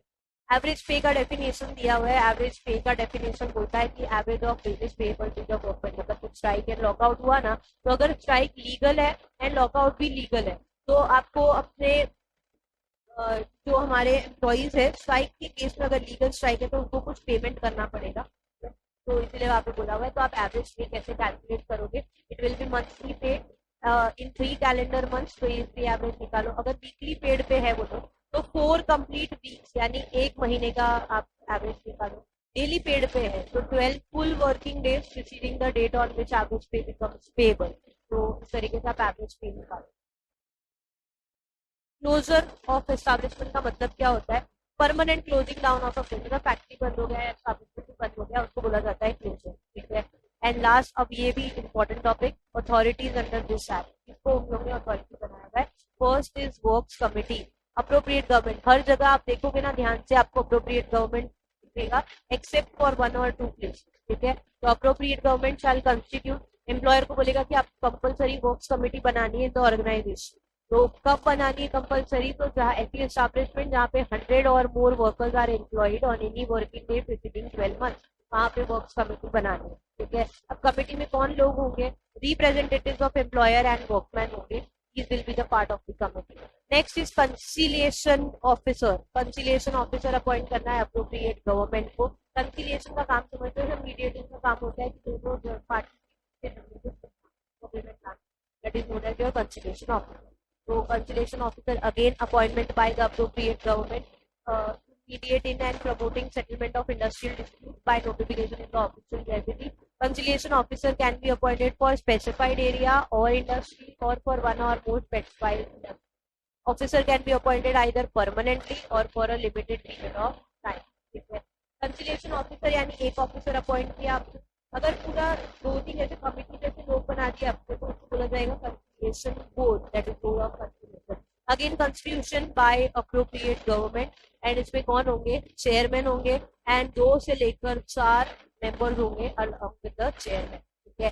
एंड कंसिलिएशन बोर्ड अगर कोई मैटर को सेटल करता है, डिस्प्यूट रिजॉल्व करता है, तो उसको एक रिपोर्ट बना के देना है to the appropriate government along with the memorandum of settlement signed by all parties to the dispute. मतलब एक एग्रीमेंट के साथ में कि सारी पार्टी जिसका भी झगड़ा हुआ था, they have resolved that dispute, they have settled out that dispute and this is the signed copy of the same. इसके बाद आएगी कोर्ट्स ऑफ इंक्वायरी। नाम में क्या दिया हुआ है? Courts of inquiry. Appropriate government again. Now, court shall consist of such number of independent persons as appropriate government deems fit. Court consists of 2 or more members. One of them shall be appointed as chairman, and court shall submit its report to the appropriate government within a period of 6 months. के बाद आएंगे हमारे labour court. Labour court again shall be constituted by the appropriate government. Labour court में सिर्फ और सिर्फ एक ही person होगा, एंड पर्सन कब तक क्वालिफाई नहीं होगा फॉर द अपॉइंटमेंट, उसके लिए कुछ क्राइटेरिया ये दिया हुआ है, ही इज और ही वॉज अ जज ऑफ हाई कोर्ट, ठीक है। तो इसको आप लेबर कोर्ट में जज बनाओगे। Next, he has been for a period of not less then 3 years in a district जज, एडिशनल डिस्ट्रिक्ट जज, ठीक है। इसके बाद held any judicial office in India for a period of not less than 7 years, and last में presiding officer of labour court for not less then 5 years। तो अगर ये सारे क्राइटेरिया में फॉलो होता है तो उसको आप लेबर कोर्ट का जज बना। इसके बाद आएगा इंडस्ट्रियल ट्रिब्यूनल। देखो धीरे धीरे ना हियरार्की बढ़ती जा रही है। पहले ऑर्गेनाइजेशन के अंदर आपको ऑफिसर्स अपॉइंट करने थे, अब ऑर्गेनाइजेशन फिर उसके बाद भी अगर मैटर रिजॉल्व नहीं होता तो कोर्ट में जाना पड़ेगा मैटर को लेके, तो वहाँ पे आपके industrial tribunal, labour court, national tribunal वो सब आते हैं, ठीक है। Industrial tribunal again shall be constituted by appropriate government. इसमें भी सिर्फ और सिर्फ एक ही इंसान होगा। Person shall not be qualified for appointment as presiding officer unless he has been a जज ऑफ हाई कोर्ट और he has for a period not less than 3 years being a district judge or additional district judge. This is the criteria. Appropriate government may appoint 2 persons as assessors to the advice the tribunal. Person appointed as presiding officer should be an independent person and must not have attained the age of 65 years. Last वाला आएगा national tribunal. यहाँ पे आपको constitution change दिखेगा। ऊपर हर एक जगह पे आपको क्या था? अप्रोप्रिएट गवर्नमेंट थी। अब नेशनल लेवल पे ट्रिब्यूनल बना रहे थे, फिर अप्रोप्रिएट गवर्नमेंट उस केस में कौन होती है? Central government. फिर आपको सेंट्रल गवर्नमेंट नेशनल ट्रिब्यूनल में कौन होगा? तो शैल constitute of 1 or more national tribunals for adjudication of industrial dispute which involve a question of national importance and are of such nature that industrial establishments situated in more than one state are likely to be affected or affected by such dispute. Deciding officer जो इसके अंदर है वो भी एक independent person होगा and should not have attained the age of 65 years. Then आएगा आपको reference of disputes to various authority. Appropriate government अपने हिसाब से, जैसे अगर वर्क्स कमेटी को मैटर देना है उनको दे दो, कोर्ट में ये मैटर देने की जरूरत है उनको दे दो, किस तरीके से इसको डिवाइड कर दिया जाए। Simple topic. फिर नेशनल ट्रिब्यूनल में कब हम लोग मैटर को रिफर करेंगे? तो जब नेशनल इंपॉर्टेंस का कोई मैटर है या फिर ये जो इंडस्ट्रियल एस्टैब्लिशमेंट है वो एक या एक से ज्यादा स्टेट में सिचुएटेड है, तो ज्यादा लोगों का इंटरेस्ट अफेक्ट होगा, इसे सारे केसेस में आप नेशनल ट्रिब्यूनल के पास लेके पहले अगर आपने कोई केस लेबर कोर्ट को या ट्रिब्यूनल को रिप्रेजेंट किया था एंड मैटर पेंडिंग है, उसके बाद आप उसको नेशनल, उसके बाद reference on application of the parties, time limit for submission of prohibition of strike and lockout. वो ये बोल रहा है कि जब भी आपने ना ये मैटर पेंडिंग चल रहा है कोर्ट में या आर्बिट्रेशन के पास या कंसिलिएशन के पास, तब तक आप कोई भी स्ट्राइक या लॉकआउट नहीं कर सकते। That is the prohibition.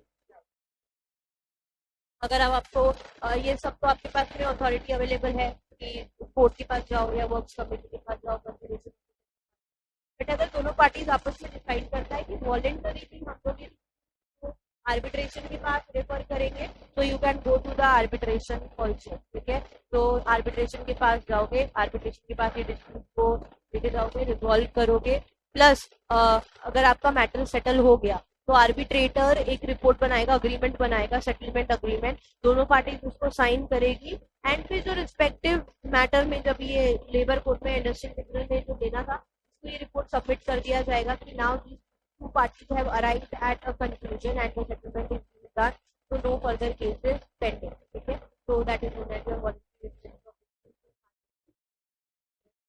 This was about your industrial dispute act. Major चीजें इस एक्ट में ध्यान रखनी थी। पहले तो इंडस्ट्री और इंडस्ट्रियल डिस्प्यूट का डेफिनेशन याद रखना था। उसके बाद में आपको ये जो कमिटीज की भी थी या अथॉरिटीज भी थी उसका ध्यान रखना था। 4 वर्ड जिसमें ये पूरा चैप्टर रिवॉल्व करता है, strike, lockout, lay off, retrenchment, उसको अच्छे से ध्यान रखना है, उसके प्रोविजन याद रखें बस, और चैप्टर विल बी ओवर। तो here we complete all the 4 codes of labour law. अब एक लास्ट का जो फॉर्स एक्ट बचा है वो करते हैं एंड देन खत्म करते हैं।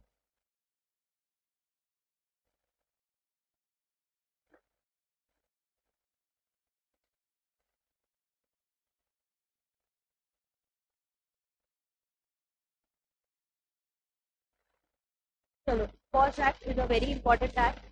यहाँ से भी एक क्वेश्चन, मिनिमम एक क्वेश्चन आप एक्सपेक्ट कर सकते हो। And what is POSH act? तो basically sexual harassment of women at the work place, prevention, prohibition and redressal act 2014। Objective of this act is that कि वर्क प्लेस सेक्सुअल हैरेसमेंट जो होता है women's के against, जिसकी वजह से mental affect जो होती है वुमेन्स एंड उनको आगे काम करने से जो रोका जाता है because of all these things, तो ये सब के अगेंस्ट ये एक्ट बना हुआ है, this is known as force act. ठीक है, अगर आप वर्क प्लेस सेक्सुअल हैरेसमेंट होता है तो it breaches the fundamental rights of women also, जैसे आर्टिकल 14, 15 हो गया, 19 हो गया, 21 हो गया, ये जो आर्टिकल्स का ब्रीच होता है, फंडामेंटल राइट्स भी वायलेट किए जाते हैं, तो that is known as the work place sexual harassment. तो यहाँ पे कुछ कम्युनिटीज बनेंगी तो ये वर्क प्लेस सेक्सुअल हैरेसमेंट को रिड्रेस करेगी। पहली बात तो प्रिवेंशन करना है कि ये काम ऐसा होना ही चाहिए, उसके बाद उसको प्रोहिबिट करना है एंड रिड्रेसल, अगर ऐसा कोई कंप्लेंट आया है तो उसको इफेक्टिवली रिजॉल्व करना है सो दैट सच केसेस और incident does not happen again in future. About force act background and ये सब दिया हुआ है। सबसे पहले वर्क प्लेस सेक्सुअल हैरेसमेंट का मेंशन हुआ था Indore Vishakha versus state of case. उसके बाद आपको हमको जो इस एक्ट के अंदर सेक्सुअल हैरेसमेंट का डेफिनेशन दिया हुआ है वो भी इसी एक्ट की केस के चलते मिला है। ये आपको उसके बाद ऑब्जेक्टिव ऑफ दिस एक्ट इस जो नाम में ही लिखा हुआ है basically preventing and protecting women against work place sexual harassment and to ensure effective redressal of complaint. अब वर्क प्लेस सेक्सुअल हैरेसमेंट किसको बोलेंगे? तो जो भी ऐसा अगर वुमेन के अगेंस्ट कोई हॉस्टाइल वर्क एनवायरनमेंट क्रिएट कर देना, कंटिन्यूस ह्यूमिलेशन करना, ऐसे फेवर सेक्सुअल फेवर मांगना, उनकी कंसेंट के अगेंस्ट कुछ काम करना, forms of workplace sexual harassment take place in two forms. First is quid pro quo, that is something in return, मतलब प्रमोशन या अप्रिसिएशन के जगह अगर इंक्रीमेंट के जगह सेक्सुअल फेवर डिमांड करना, that is known as quid pro quo. And दूसरा hostile work environment, hostile का मतलब होता है एकदम अकेला कर देना, ऐसा वर्क एनवायरनमेंट क्रिएट करना एंड कॉन्स्टेंट ह्यूमिलेशन करना is known as the hostile work environment. Applicability of this act, ये एक्ट की अच्छी बात ये है कि ये एक्ट एप्लीकेबल है to all the organised and unorganised sector also. Organised यानी कंपनीज के ऊपर भी एप्लीकेबल होगा, सारे कॉर्पोरेट्स में भी एप्लीकेबल होगा, as well as unorganised sector में भी होगा। मतलब अगर हाउसमेट्स जो मेड्स होती है वो काम करने जा रहे हैं तो उनके लिए वर्क प्लेस हुआ वो रेजिडेंशियल हाउस है जहाँ पे भी वो लोग काम कर रहे हैं। अगर वहाँ पे भी कुछ हैरेसमेंट होता है तो it will also be considered in workplace sexual harassment only and it will be covered in cost. applies to both organized and unorganized sector, applies to government bodies, private and public sector organization, NPO, organization carrying out commercial, educational, entertainment, industrial, financial activities, hospital, nursing home, sports institution, stadium. Also applies to dwelling place or a house. तो ये सब जगह पे posh act will be happen. Next देखो definition.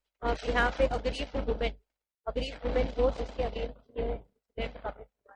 So in relation to workplace, who alleges to have been subjected to any act of sexual harassment by the respondent, and dwelling place यहाँ उसकी बात करें who is employed in such dwelling place or house. Sexual harassment का definition is same as per the Vishakha judgment जो अभी हम लोग ने definition देखा. Same to same definition will be applied to. ये चीज आपको ध्यान रखनी है. कंप्लेंट्स कमेटी मोस्ट इम्पोर्टेंट है. तो हमारे पास में अगर ये एक्ट फिर भी होता है even after taking all the necessary precautions, prohibition, prevention, ये अनवेलकम एक्ट सबमिट होता है तो क्या वुमेन के पास कौन से वेज है. तो एक है आपके पास में इंटरनल कंप्लेंट्स कमेटी जिसको बोला जाता है आईसीसी, एंड दूसरा है LCC that is known as your local complaints committee.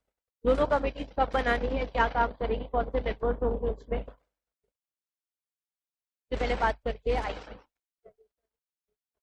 Mandatory है और एक ऑर्गेनाइजेशन में एम्प्लॉयर को बनानी है तब जब यहाँ पे 10 या 10 से ज्यादा एम्प्लॉयज काम करते हैं तो कंपनी के अंदर आईसीसी होना चाहिए. दूसरा अब ये कंपोजिशन यानी इस कमेटी के मेंबर्स कौन होंगे. तो पहला होगा प्रिसाइडिंग ऑफिसर. ये जो होगी जो सीनियर लेवल पे काम कर रही है लेडी उसको बोलेंगे हम लोग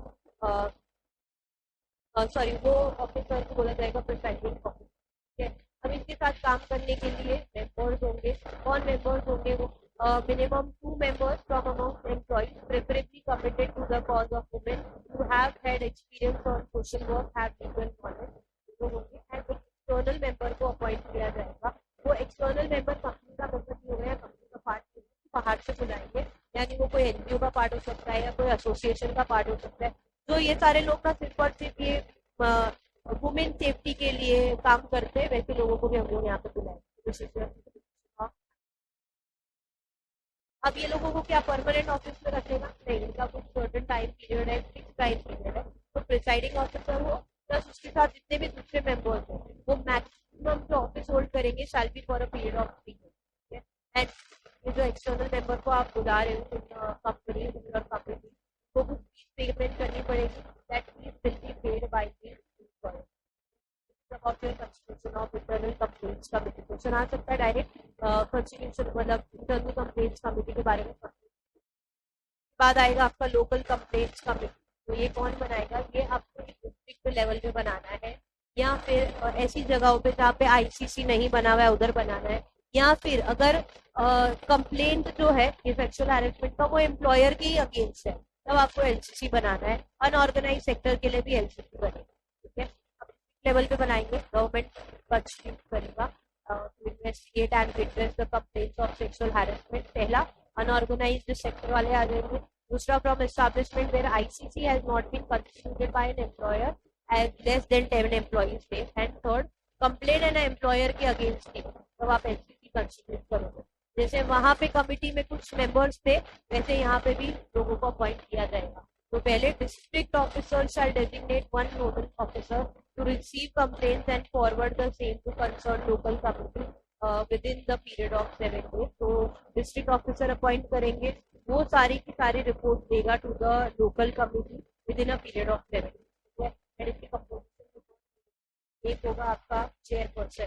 चेयरपर्सन कौन होगी, women and the field of social work. दूसरा एक मेंबर जो वहाँ पे काम करिए तो वो block taluka municipality of that district उधर काम करती है वैसे एक वुमेन होगी.